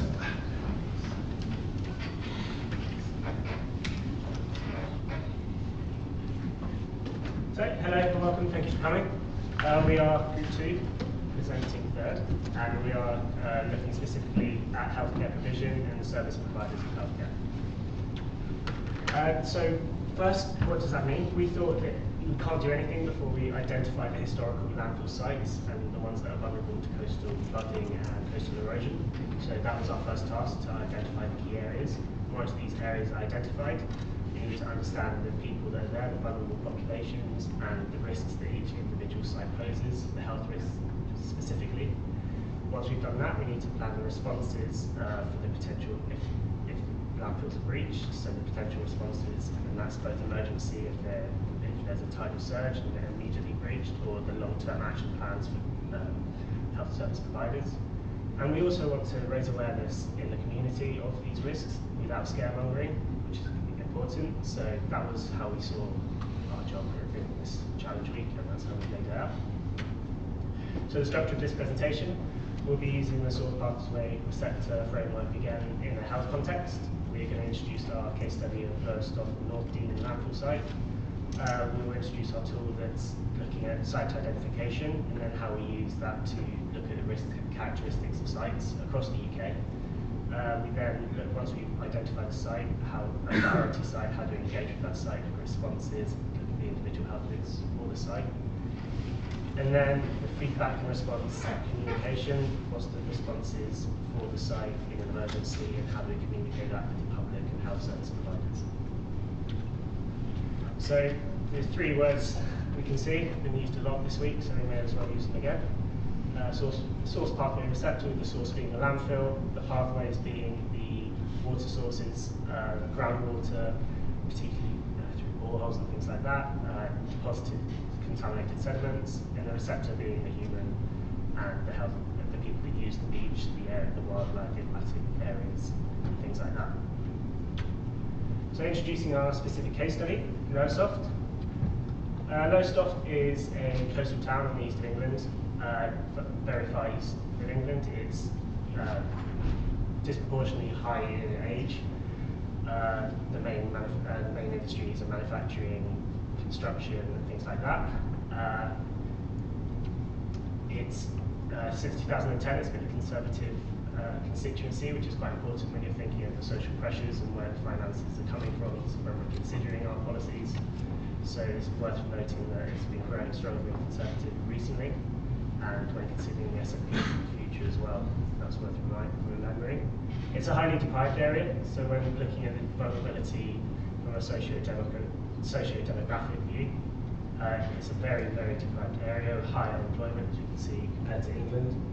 And so it's worth remembering that this is one of the reasons we chose the area, due to the vulnerability of the people there. So within Lowestoft, our landfill site is located at the top there.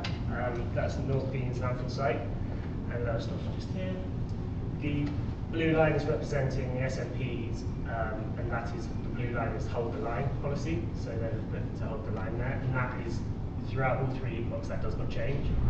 So up to 200 to 2100, that is the plan.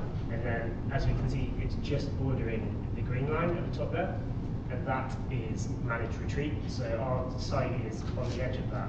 So we do have to be aware that over time, if that's retreating on one side, it may start to like the landfill site. This is the site itself, thanks to Google Earth. The seawall, as you can see, is there, and you can see how the proximity of the landfill to the coast and the sea. The seawall is approximately 3 meters, and it's worth noting now that we have no idea what's in the landfill. There's no records of it. The landfill was in use between the 1950s and 1970s, and as far as we can tell, there's no record of what was actually put in it, which made it a good case study for us because it's a worst case scenario. It could be hazardous waste, but we don't know. So we're treating it like we don't know, and it's a good case study for that. And it's also, the proximity shows that it's clear as flooding. Reports that we found showed that it was the third generation of wall in the area, with the previous ones being failing, either toppling over or being breached. And this current wall has been visually inspected a fair bit, and it's been determined that it's in desperate need, not desperate need, but it's in need of repair, and it's currently at risk from undermining under the wall and wave overtopping in a tidal surge. And they estimate that over the next 20 years, if we were to completely defend against the flooding, it would cost 20 to 30 million during the first 20 years, and then 30 to 35 million over the next 100 years. It has a history of flooding the area. In 1953, it's a very famous flood. It was the worst in the UK in modern times. But in Norfolk alone, 100 people were drowned, and these pictures are taken from Lowestoft specifically. The bottom one is in 1953, and the top one in 2007. 1973, the whole landmark here was swept away, and in 2007, another huge flood described by the Environment Agency as worse than 1953, but thanks to better defences and better responses, lives were lost. I'll now pass over.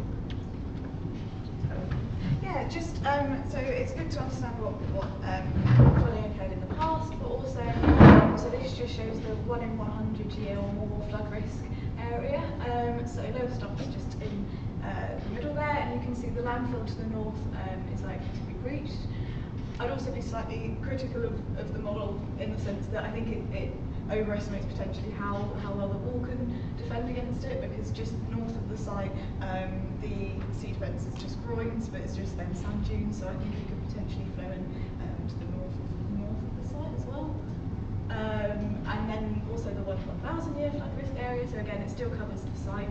And also there are other landfill sites within the Lowestoft area which are prone to flooding as well, which this highlights. And this just shows the flood warning areas, so the red represents a high risk area, and the dotted line shows the high water line, so you can see how close the site is to that high risk area of flooding. So now we'll just move on to the site identification and risk characterisation. Catalina.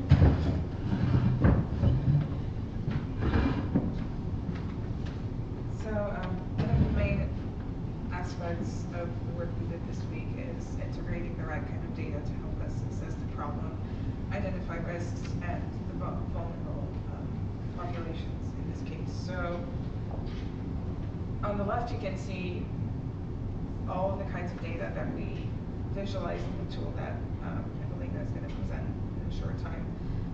And other than that, there's also data available on hospitals, on schools and care homes, so you can easily map these once you've identified your location of interest. So yeah, our collection approach followed scraping the web for potential data sets, so we found a lot of gov.uk websites that hold this kind of data. Also NHS websites have some kind of data as well, and there's a bunch of free online APIs that you can actually integrate in the visualization tool and do live updates as new data comes in. So So yeah, this approach is basically scalable, so you can find data on some specific location of interest, in our case Lowestoft, but we can also scale to the entire UK map as long as there's the right data available. We can also scale temporally, so we have historical data, often up to the present time, but we can also get live stream API data, so we can look at future developments. And I've noticed a lot of websites publish yearly records, so you can think of doing this once a year, or as every one of these sources updates the record. So a potentially interesting source of data, and a very relevant one, is the live sea wave data. So this is available from Channel Coastal Observatory. They also have an API that you can get data from, and you can monitor some quantities of interest, like the direction of the wind, how high the waves are, and also what the temperature of the water is. And this is really relevant to us because we can use this live data to monitor the sea level trends, so that if, for example, you have a constant increase over the past few hours, or whatever experts decide is a good choice for this, you can potentially release an early alert and integrate it with other forecasts. In the future, there's, I guess, two data. As I said before, you can have live updates, particularly concerning the sea levels, and also like the yearly updates that come from specific online sources. But you can also think of a crowdsourcing approach, where you fix a spot next to the landfill site.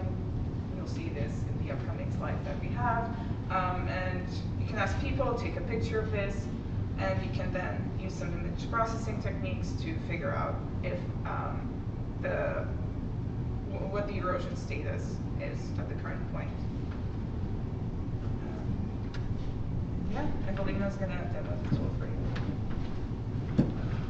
Our group approached this task a bit differently, because we wanted to create a tool that will be able to inform local communities and use the case example as a guideline to tell us what data would we use, and then scale it up for the whole UK area. We were aiming to inform people and to monitor, with the help of the local people, how the landfill sites are being used. Yes. Oh, sorry. Yes, so our demo is a Shiny application that can, it's a Shiny application that basically plots all the landfills across the UK on a map. We have different layers that we can add to those maps to visualize possible points of interest when it comes to health problems. We have different base maps to plot those information on. This is our tool starts exactly at the landfill that we've chosen.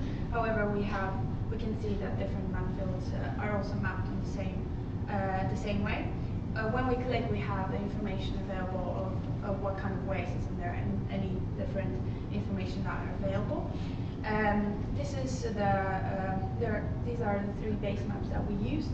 We can see the Google base map as basically a point to localize all the hospitals and schools in the area, and tell us what can be, what places will be exposed for when something goes down with the landfill. In here we, for example, spotted on satellite image that our landfill is used also as a part of cricket field. We can see in real time how it's been used. When it comes to layers, we can visualize a list of different information. One of them is boreholes, and we can visualize the SMPs in the area surrounding. So we have in here now the 20, as previously mentioned, we can see that at the exactly edge of the landfill, we have the different SMP. We can see the boreholes, the bathing waters, catchment places, and we also have the protection zones when it comes to groundwater areas. We have different information available on the tool. It's plotted on a bigger scale across the whole UK. Here we see bathing water catchments, and in a second we will also see the protection areas for the groundwater.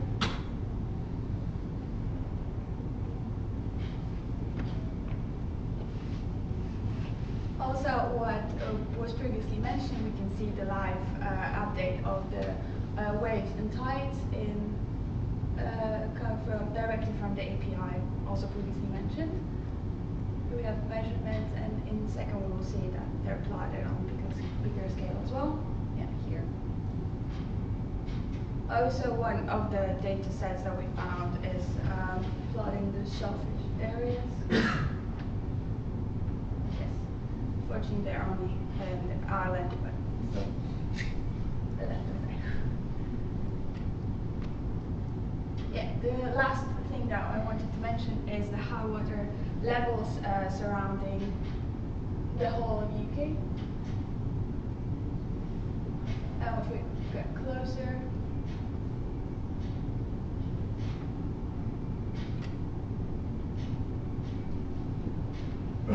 And we can see the high water levels in relation to our landfill. Right. That's it. Oh. Sorry about that. So one thing that really cropped up, and I think it's highlighted by all of our groups choosing different sites, is how to prioritise sites that are at risk. So in England, there are over 1,200 historic landfill sites in low-lying coastal areas. This part of the presentation is going to be based on a paper by Brandon Spencer. I know that James Brandon's in the audience, so I hope I do it justice. They chose 9 sites across South East England and calculated a risk index based on lots of different parameters. So, and they estimated that this process for the whole UK would take around 3 months. So we wanted to look at potentially by using our tool and combining all these data sets, whether we could maybe speed up that process a little bit.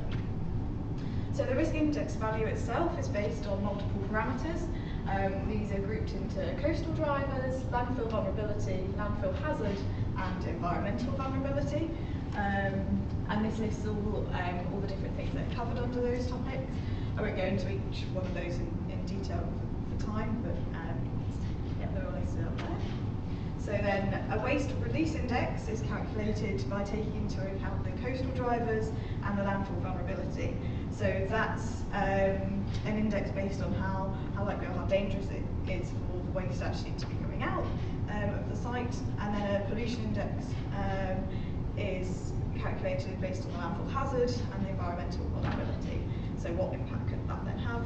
And this is grouped together into an overall risk index. So I have attempted to do this for our Lowestoft site. So you can see in the first column is the parameter from that list previously. The second column is the measure that was used. So for example, for wave energy, the measure used was the fetch. So they're colour coded based on what score we assigned them. So the sort of low risk factors for this site included we've got the exposed boundary, so it was less than 500 metres of exposed boundary, so that was given a score of 1. Whereas the high risk parameters were things like the wave energy, because it has a long fetch, its risk to flooding, the defence condition, because from the SMPs we knew that it was in need of repair, and the landfill type, because we didn't know what was in there, that also gets given a high risk factor. So once these are all combined and using the equations part there previously, we got an overall risk score of 48.8, which, to put into context, the sites in the study came out between 40.9 and 53.3. So you could see how potentially across, if you were to apply this across the whole UK, you could then have an idea of where really high risk sites are and compared to lower risk sites. So how scalable is this to the UK? Again, we've got the parameters on the left, we've got the data source that was used in the middle column, so there's a wide-ranging data sets that were used, from salt marshes to the historic landfills data set to shoreline management maps and lots of other things. 11 out of the parameters we've decided were fairly scalable, so these include things that the data sets we've already mentioned, and they're already included in the tool. Also, I'd like to draw the attention to the tidal levels, because we could potentially update that in real time using the API. Unfortunately, some data sets aren't as easily scalable.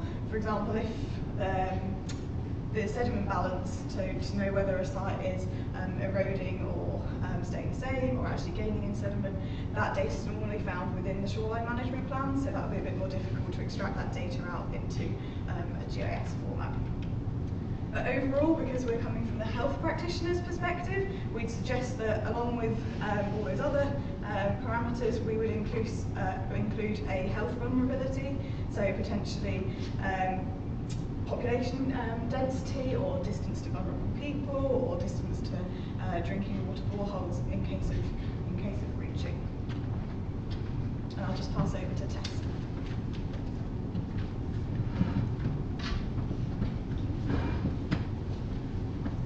So I think it's kind of a point that's been raised by some of the questions by the other groups of how do you prioritise a site based on the contamination risk, or how do you know what's in the location? So we tried to have a look at some maybe big data approaches to addressing this problem. So on this slide, point C, physical investigation, that's probably the most traditional way of finding out what's happening somewhere, where you go and drill and you physically have a look at what's there.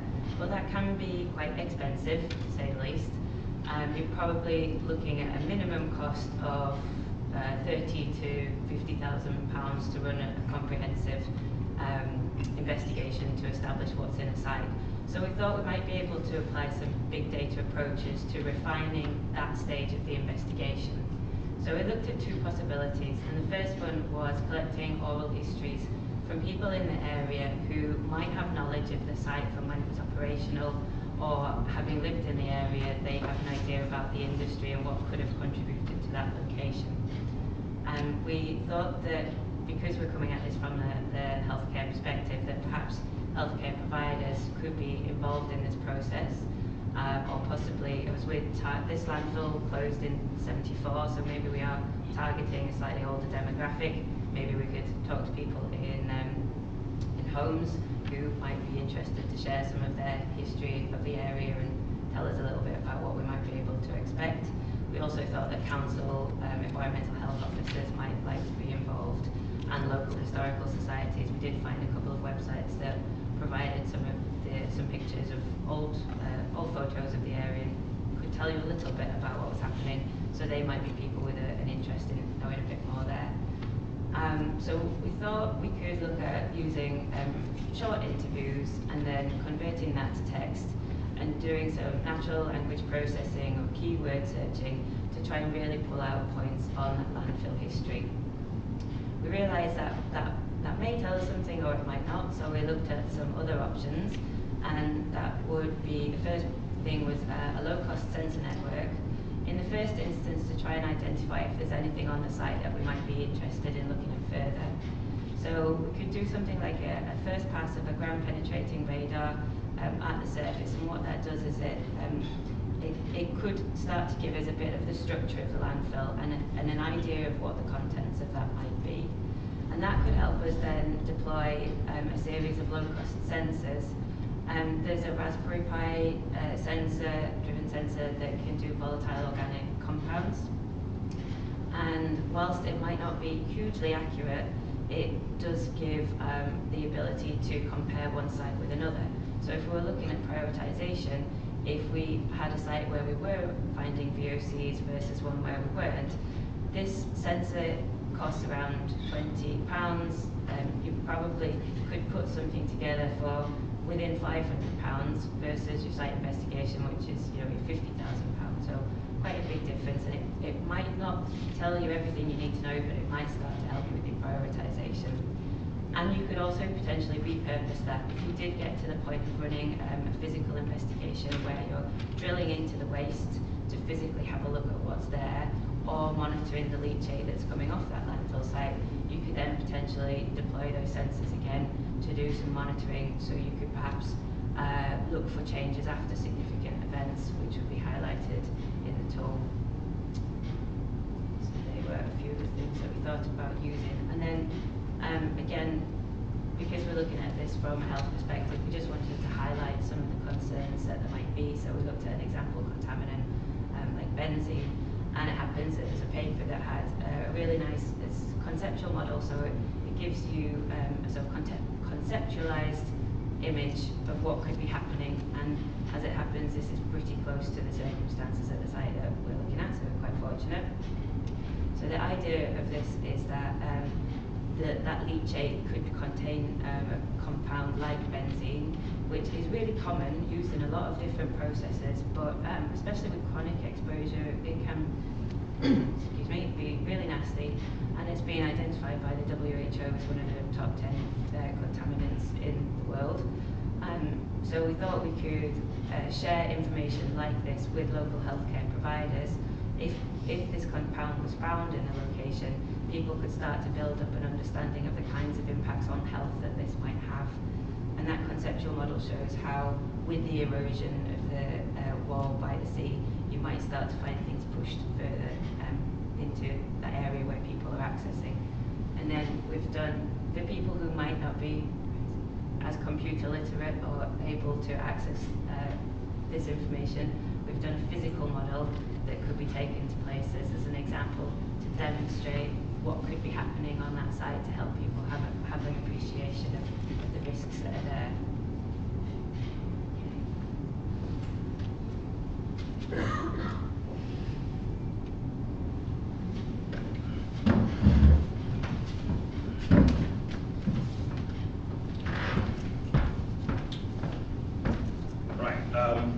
So as this whole thing is actually around the community in the area, we've decided that to complement our data sets that we get from big data, we're also going to use community engagement.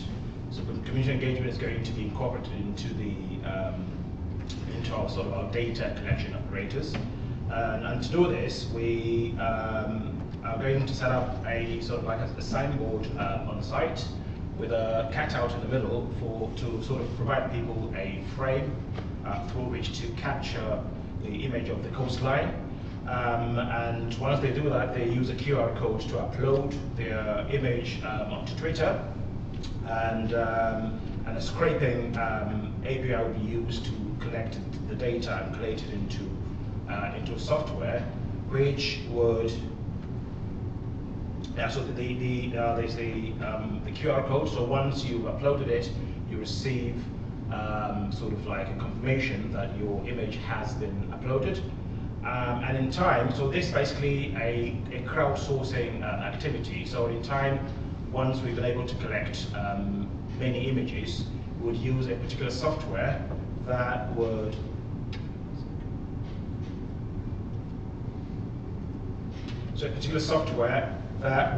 visualize all the incremental changes to the coastline by using feature detection scheme to monitor the gradual changes that is occurring to the coastline.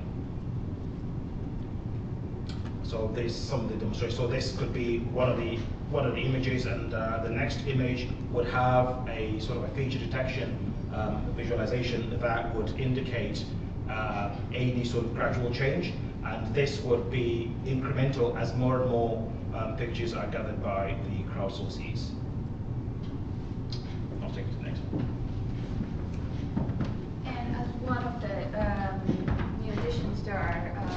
software, we're thinking that those information can be feed directly into our tool. As we have the layer of images, and as the first one, this would be uploaded by the people, but also we were thinking about the group that was previously showing their environmental approach, and we could take that from whatever they develop and also input that information into our software to maybe with the use of admins manually see how the landfill is being managed in the real life.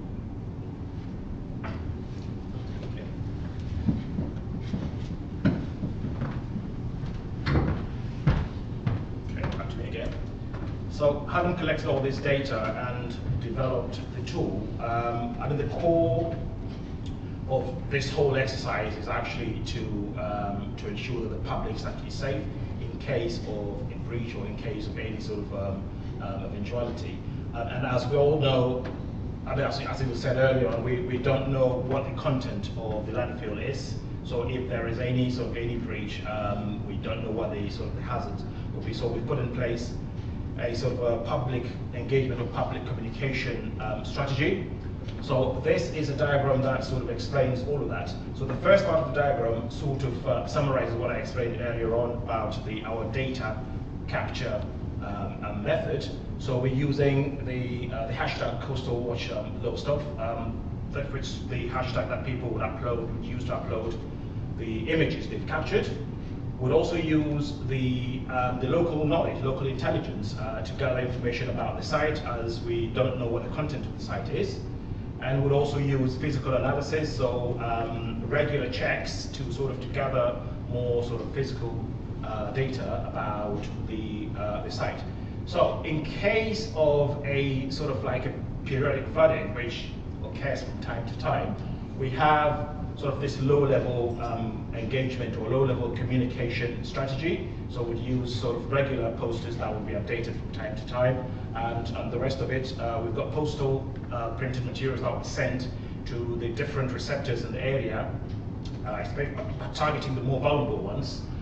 We'd also use social media alerts, basically to update people in a non-alarmist sort of fashion as to what the potential danger or the potential risks are in case this gets any worse. In times of catastrophic failures, when we have a sort of a breach, again, because we don't know what the content of the contaminants are, we have these emergency sort of guidelines in place. So our first port of call would be the Category 1 respondents, which are the emergency services. So we're going to contact them, so we'll have a sort of like a distribution list of the listed emergency services that will be contacted. And also there will be specific hazard information sort of distributed in accordance with the list below, which is we would first try to identify in the nick of time the vulnerable eco-receptors within the vicinity of the breach, and also identify the pathway and identify the speed of the contaminant. So how quickly is it going to actually reach these receptors, and would also assess the vulnerability of the receptors, assess the proximity, and then assess the contaminant, the actual composition of the contaminant, and then all of these would help us prioritize the response. Thank you very much.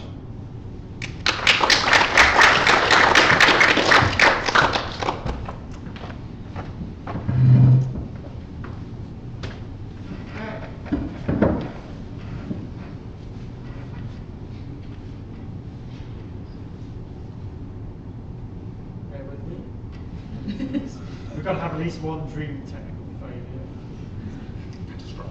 Catastrophic failure. Does anybody have any questions for this team? Lots going on in this example. Yeah, there you go. Thank you. That's very nice.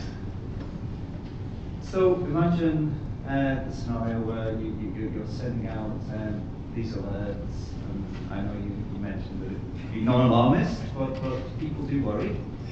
And they turn to you and say, what should we be worried about? Now, I know you mentioned on a number of occasions that you don't know the nature of the contaminants in the particular landfill site currently, and you propose methods to address that.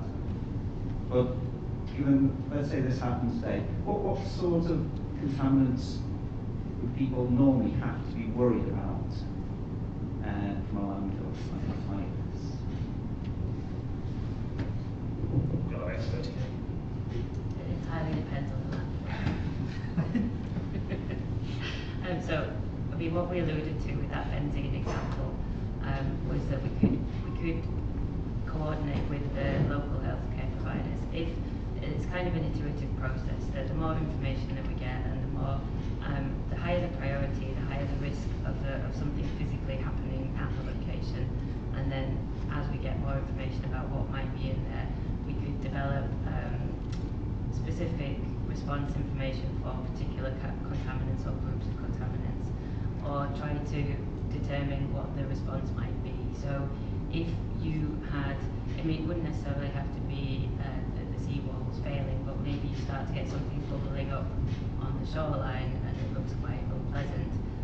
That's when you go to your first responders and get people involved who could make an assessment of what that actually was and develop the response in accordance with the material that you were finding. So you're not pushing the emergency button at every stage, but you're responding to what's happening at the site.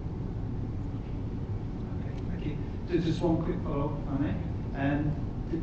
One of the strategies for trying to ascertain what the nature of the waste is, you said you could use local history, local historians, but there's Digimaps available as well. Did you use that, and did you work out what potential industries there were around the area? Yeah. Oh, yeah. No, we did have a look, and there were a couple of factories, and there was also, interestingly, the Bird's Eye factory has been located in the area, and was located in the area at the time. I think I started getting a bit buried in the historic data, and then we kind of took a step back and said, even if these industries were here, we can't actually say that they put that in the landfill. So then in the shorter period of time, we kind of then moved on, saying, well, even if we know exactly what industries are there, we couldn't say for definite that they put their waste in that landfill. So yeah, that definitely. Thank you. Thank you very much. A couple of thoughts. One was that if it's a sketch on landfill, benzene, chemicals like that, likely to go into the water table. So did you consider aspects of abstraction points of the water table? That's one point. Benzene, chemicals like that, benzene pretty volatile. So if it gets out, it's going to go into the air. I'm just thinking, the risk really is an exposure risk to people. Rather than sending out alerts and emergency services, are you not just going to prevent people going anywhere near the landfill? I mean, you know, if people are within, if people stop going onto the fields of that are the landfill during the flooding, well, I'm not entirely sure how they're going to be on those fields in flooding, but it's that kind of, you know, isn't it? Just stopping the exposure rather than warning shots. I think part of the communication would be that the communicating to council or local authority bodies would be what level of risk that is, and then that would be something that we'd say, okay, this is the time for them to then close off that area. Yeah, so this is just a summary of what we're doing. So by saying that we have a distribution list, and then in the case of a catastrophic failure, clearly the sort of our number one priority is to safeguard the safety of the local community, especially the vulnerable ones. But the category 1 respondents, as the local authority, the emergency services, are actually better equipped to deal with this sort of in a more timely fashion. So we would have the guidelines in place, and so they are the ones that we would contact, and they would make sure that the safety of the local community. I just wondered to what extent there is already in place emergency spills, tanker crashes, things like that, emergency responses on how to deal with unknown substances found in chemical dumps.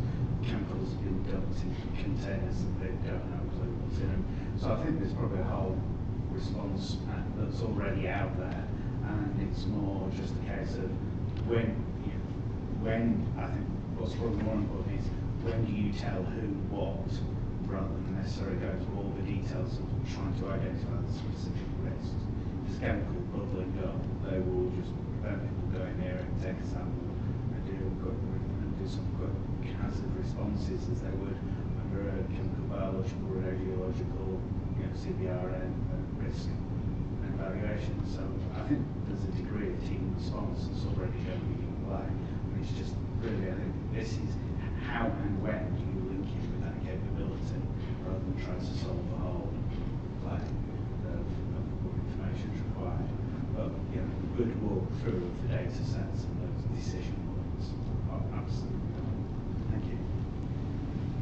Yeah, it's really interesting about alerting and when you do things with people, because on that section of coast there have been issues with recent flood events where the authorities have evacuated people, and it's that cry wolf, should we have evacuated or not right yet? Call. I'm getting my 10,000 steps for the day.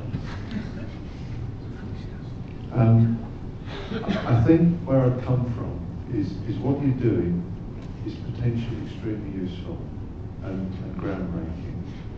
But I think we need to break this out into what is doable and what will really have the biggest effect. One example is the word risk. There's a fundamental difference between a risk assessment at the landfill site, and for that matter sites that are potentially vulnerable to the environment and to the public. So, and that risk can be a number, as you've shown. You can grade it, so it's a graded value, and there's weightings and so on.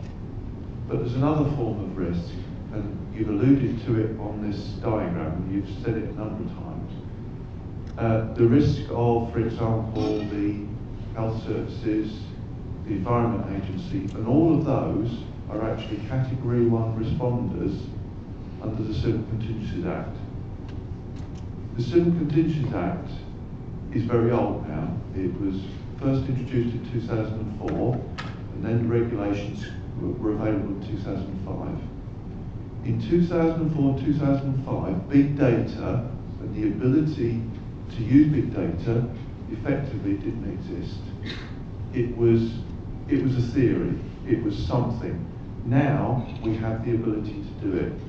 Now where I'm coming from is, even though I've probed, the reality is that we really need this, but we need to feed this in at the right point. And where I'm coming from is the Civil Contingencies Act is a parliamentary statutory act, and the UK Cabinet Office, supported by the contingency people, the advisors, I would suggest that this type of thinking would be extremely useful fed into them, that could then enhance and supplement the needs of the emergency Category 1 and Category 2 responders of prioritising and working out what needs to be done during an emergency response. Now, added to that, the reality is that on the ground, for 10 years now, the emergency responders and the emergency response funding is degraded. There simply isn't the responders in terms of their capability and so on. Forgive me if I'm just, this is my personal opinion. But the reality is it's a very difficult area because the responders have been not funded properly. This could help out to understand what the future investment should be in the future. So where I'd come from is probably one of the key injection points is related to the Civil Contingencies Act and also to the advisors to the UK Cabinet Office. This is very useful. Yeah, I think it's that, what's that information that the people have on the ground and they have access to, and the sort of tools that we're using and we're seeing compared to what the realities, and the legislation. There's probably a huge disjoint, so there's a real opportunity for some disruptive thinking, of which this is key. Right, we've got a question from the Environment Agency team. Go for it. So my question is actually a question that applies to the first group as well, is how are you going to motivate people to actually stand there and take the photo for you? And if you somehow manage to motivate a huge number of people, how are you going to manage that huge amount of data? Because we're actually looking at doing this for flood defences in the Thames Estuary. At the moment we're taking our own photos, but we're looking at wanting the public to do it for us, but obviously that's going to be we're inundated with data. There's an analogue from Cambridge, so about 3 or 4 years ago, some academics in computer science in Cambridge, they set up an app. I can't remember what they were crowdsourcing. They wanted to crowdsource some data from mobile phones, and I know someone who's involved with it, and it went viral, and they were just completely swamped with data. So we have, firstly, to get them engaged, Lowestoft itself is a tourist area, it's a coastal town, and hopefully there are a number of people that do like to take pictures of the coast. And to get them to, once they are taking these pictures, we had 2 ways, and the first way was the Twitter hashtag, and with regards to how do we manage that, if they're posting with a Twitter hashtag, maybe I can use a search for a hashtag, and then you can feed that in quite fairly simply into the data tool that we had. And the QR code, again, we have it sending to an email at the moment, but you can use it, you can send it to a number of places, and that's how we would manage it, and then slowly, I think the API is the better example of that, feeding it into the tool through the code that we do with it. So just to quickly add to the instrumentalization side of things, we know, I mean, when it comes to crowdsourcing, people have different motives to participate. We know about environmental issues, especially, and it's especially important to local people. So if we communicate the rationale behind that well enough to people, we're hoping that people will actually back in itself will be enough motivation, enough incentivization to actually get people to participate in taking pictures. And also the feedback of that is that they'll actually see what's happening over time. So the app that we're going to use to sort of give that incremental change to the coastline will be available to them, and seeing what's happening to that. And the fact they're actually all part of all of that is enough to motivate them to engage. I think as well, if we're talking about just taking a step back from our specific context and looking at the wider scope of the Environment Agency, there's been a few projects in Birmingham in terms of like trails and things like that. You almost have like a challenge to go to certain locations. So I don't know whether that could be something to help incentivize people. If people, either local residents or people visitors to the area, like to go to coastal viewpoints, potentially you could use certain points to as like a trail, or you collect certain stamps or something to help engage, maybe to draw them to that specific point rather than just to the areas in general. There was the question, if you get a lot of people, how do you manage that large volume of data? So for example, the project we've got as a trial, we thought it would take 3 months to do this digital comparison of, basically using computer analysis to see differences between photos of different types. And they thought it would take, they'd be able to do it in 3 months. Now they think it's probably only going to be possible every year to do the differences because of the scale of the data involved. I think that's why we wanted those frames in places, because that will minimize the resources needed to actually extract that information. Because as we've shown before, we have a static frame where we can see and we can use feature detection from images that will really dial things down and would really help us to minimize the computational resources needed to actually extract that shore differences in that specific place. That's why we wanted those frames in there. Of course, I suspect Steve is down there thinking, and you could throw it at the cloud. I won't mention a particular cloud provider that Steve likes. Any more questions? One more question?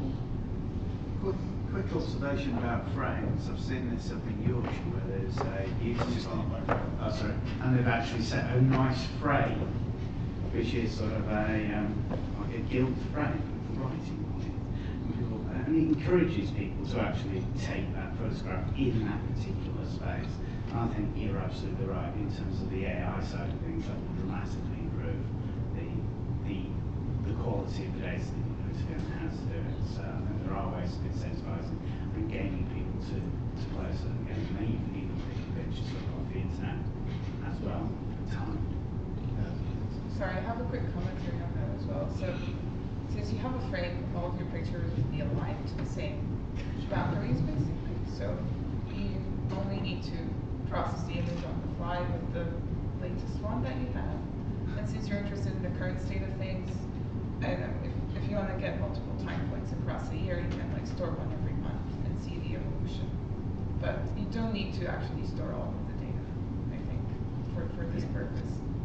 All of this is just one final anecdote. This is reminding me of a fellow PhD when I did my PhD many years ago, and he was looking at some, it would be machine learning and stuff these days, but he was taking lots of photos of the beach at Lowestoft from the Seaflash labs and sending it via the internet back to UEA in Norwich, and then he was counting people and looking at waves and that sort of stuff. So, but that was old school tech many years ago. But you don't need machine learning for this. No.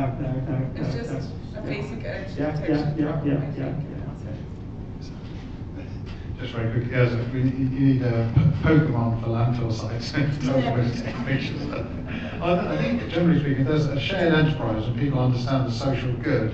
I would hope that you could encourage people to go out and take pictures and contribute to it. I think one of the things in my experience is people want to know, they want something back. You know, the whole social media is all about a trade, isn't it? Because you give something and they take something. There's a trade-off. What do you get back from that? And perhaps in this case, there's web tools that give you that sort of consensus or the wider picture that people are the information is gathering. The other thing is, I think the hashtags, two things. First of all, they need to be short, and secondly, they need to be spelled right as well.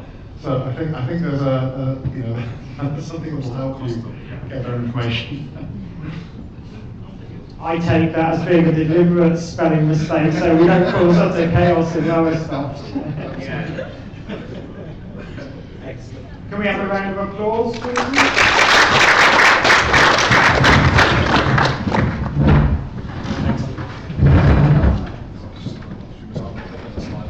So we're going to have a bit of a quick discussion before lunch, and we've seen lots of different techniques, and I think Steve is going to have a look at the grid that we gave you earlier in the week. But first of all, so the Two Environment Agency team, do you have any kind of views on? Is there anything you've seen today that has piqued an interest, or is it stuff that you're already kind of considering? Definitely all three of the presentations, I think we've got key things in that would be useful from a practitioner's point of view. I think still the main issue that we're going to have is, in order to understand what is going to be appropriate management options going forward, we still need to understand what is in these landfill sites, how vulnerable they are, and mechanism for funding. But I think any of those three items really managed to get a firm handle today, and we wouldn't have expected that, to be perfectly honest. So I think there's a lot of information for our second presentation that is useful, and hopefully take forward. Thank you. Yeah, I think it's interesting that some of the things you come up with are things that we are trying to use for flood risk management, but not necessarily landfill management at the moment, such as the detection of changes in photos. There was a suggestion of virtual reality for showing erosion in sites where actually we've been looking at using that for flood risk, and actually we've been looking at using it to demonstrate to people what construction works are going to look like. So for example, there's Tilbury Fort in Essex, which used to film a lot. They used to be piling flood defences. They were very concerned that they wouldn't be able to film whilst that was happening because you'd be able to see the piling rigs in the background, and that doesn't really work for historical dramas. So they were looking at using virtual reality, so they'd go to site and show people what they'd actually be able to see when standing in there. And it's a very good, relatively new way of engaging with people. And we haven't really thought about it for landfills in that perspective. I was also thinking of Steve when someone mentioned VOCs and low-cost monitors. So Steve is currently hanging £5 VOC monitors around our office, and they're going to go around our campus. But you can imagine you've got a sensor for £5. You can connect it to a little board to connect it to Wi-Fi or whatever. That's another £7. The box is probably going to cost you a little bit more than the battery. If you want to have it communicating via mobile phone, it might cost you probably 30 quid, that board. So very, very cheap kit that you can do these days. It's kind of ubiquitous sensing. Right, so Steve, do you want to talk us through the matrix that we showed everybody earlier in the week? Yeah, okay, absolutely. Right, at the outset of the challenge week, there was this matrix was put up as something which we would try and fill by the end of it. And I know we've come around and you've all been clacking away, and we've heard your presentations, and thank you very much for those. I just thought, we have a few minutes now before we break for lunch, just to try and capture some of the issues and actually try and complete this to some degree. So. So does any of the groups have, so we had the, let's go for the policy and planning decision making team. So what were the kind of main environmental, social and financial themes that you identified in from your work? Probably all the lunchtime moments. Or were there any key themes? Top three. Yeah, what were the top three? I'll be present and future flooding erosion risk.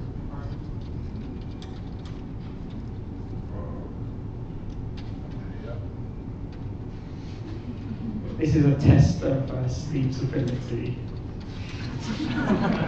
His later one will be whether he can cope with the Spotify tunes.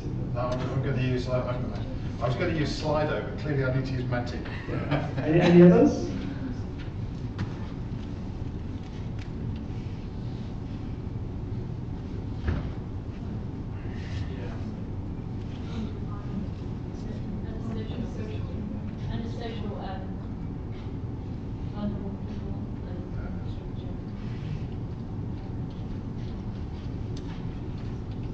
The interesting thing you mentioned there is infrastructure, and what we view as infrastructure.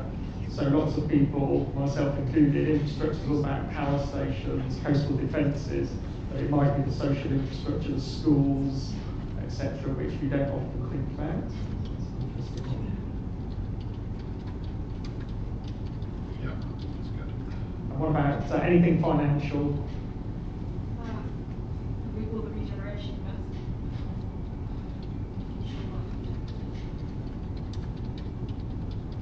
So would it be a risk to regeneration, or would regeneration provide an opportunity? Well, I certainly think that there may be a case for it. This is a good regeneration location. So it's a case of looking through and delineating the partitions or making sure that as well. So there's definitely a lot of work going into that area. Does that factor in any of your schemes at the moment? It won't provide any additional capital funding, but obviously as part of any capital scheme, when you look to take anything forward, you've got to see partnership funding on any of the projects. So regeneration is, I'd say, is very key, but it's convincing the investors that those defences are going to be maintained for a period of time, really, to secure that regeneration. So if there isn't confidence that money's going to be available, certainly if you've got major capital needs, so say a scheme that was £30 million, but the amount of GIA that's available is only 10 million, where you can find that £20 million worth of investment accounts.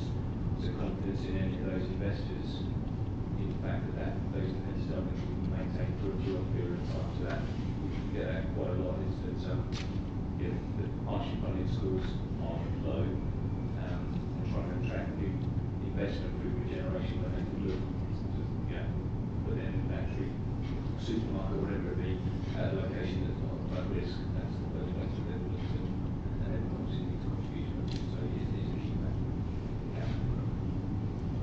They've already got the floor when they're asked.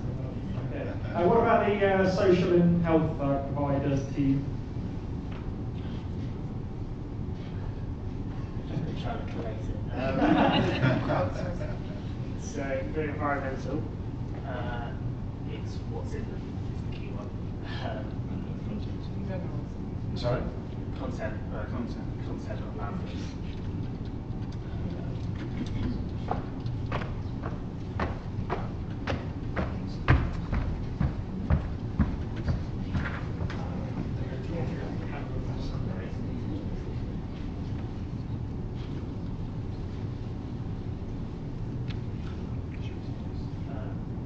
And also for environmental, how do these sites reach a, or how does it get out of these sites?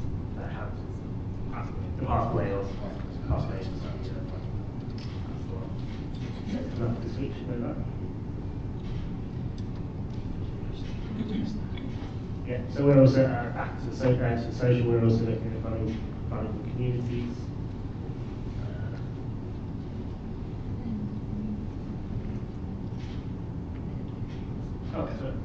Last one. Any other social? Yours was the social. Yeah. So the local area, social areas, whether that's the cricket club, just communities around it, vulnerable communities. I like this stuff. The financial, it was the point specifically of coastal defences where we were looking, and how much does that cost to maintain, and then also if we were looking to work out what was in there, how much does it cost to core them, for example, or just cost of analysing what's in there. Cost of analysing what's in there, so coring and things like that.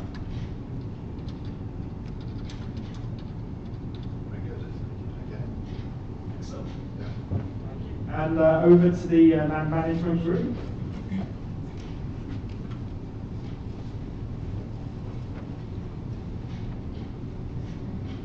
That would be priority habitat management and preservation.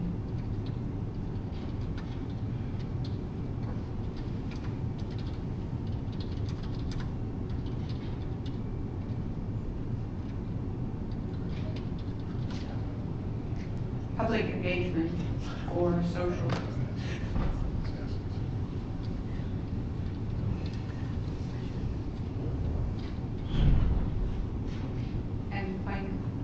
And financial would be low-cost data generation.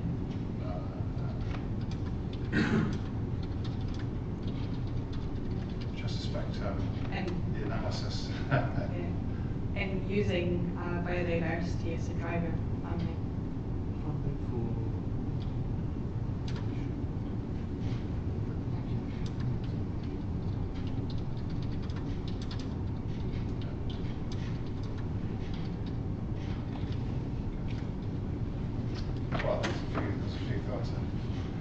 So we've got some people from consultancy, and we've got some.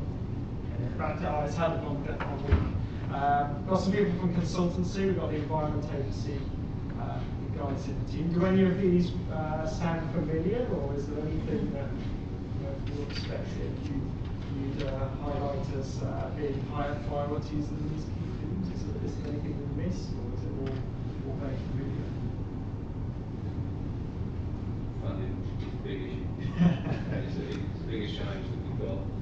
Unless criteria changes, there's no funding mechanism dealing with historic landfill sites. Obviously, there's massive potential environmental impact. So there is a policy change or legislation, we are going to struggle, but it's a big issue. And all the data that we can gather to support that, reach that, the decision makers, and Treasury, the better.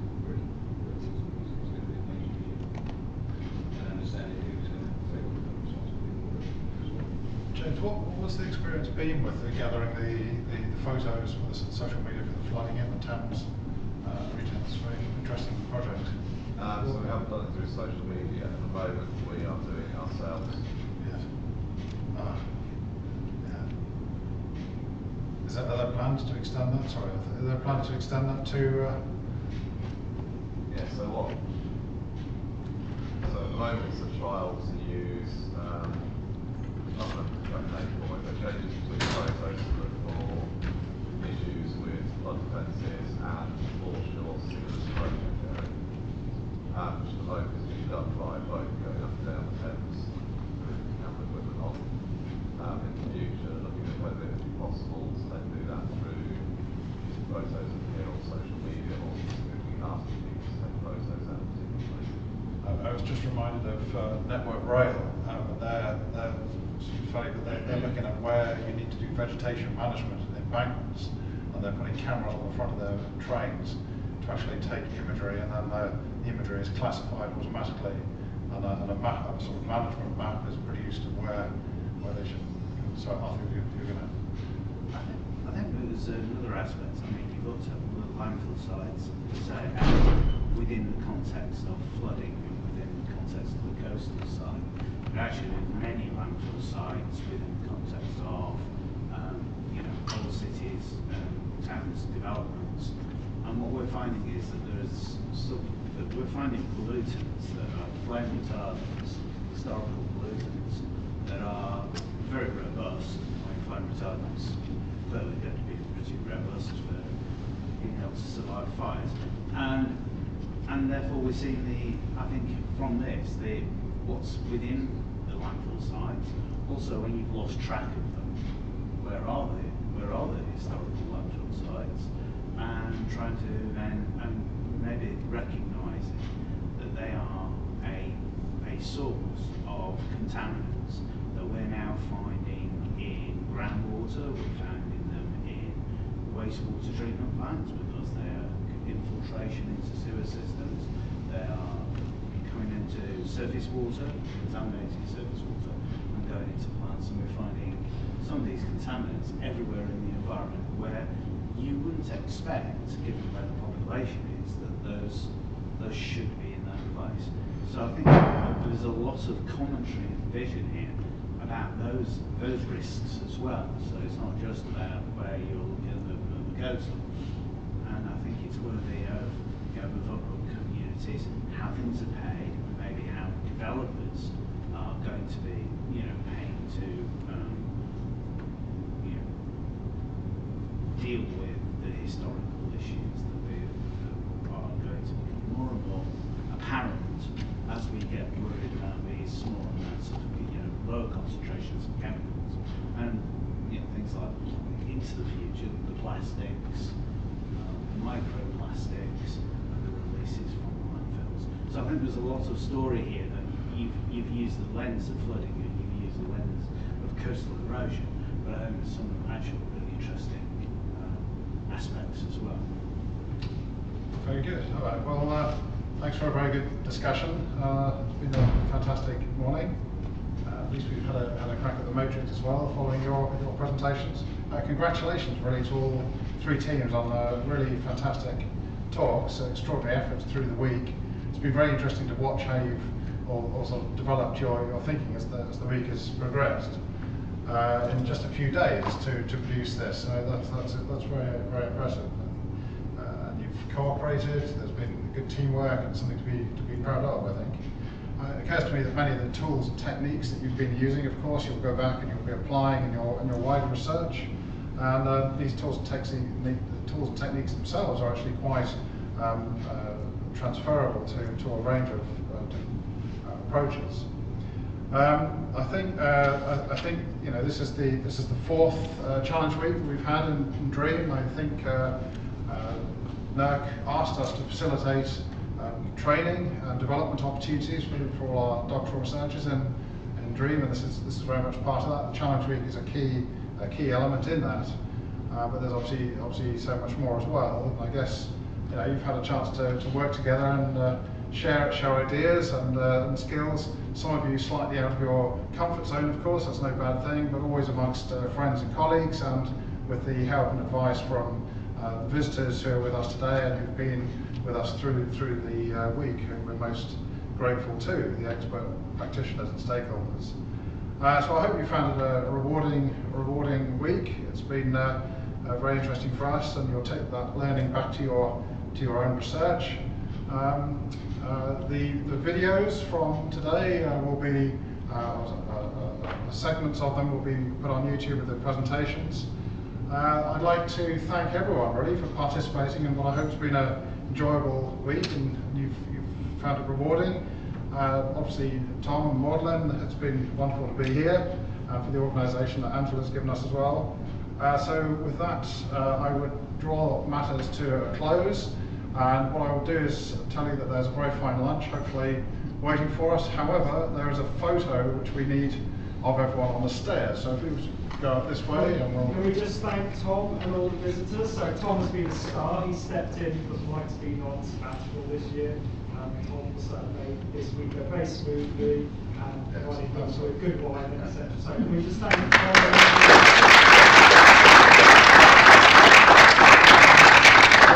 Well, I think you're vanishing, Tom, so but thank you so much. Once you get sucked into dreams, don't get carried. Very good. Photo time first.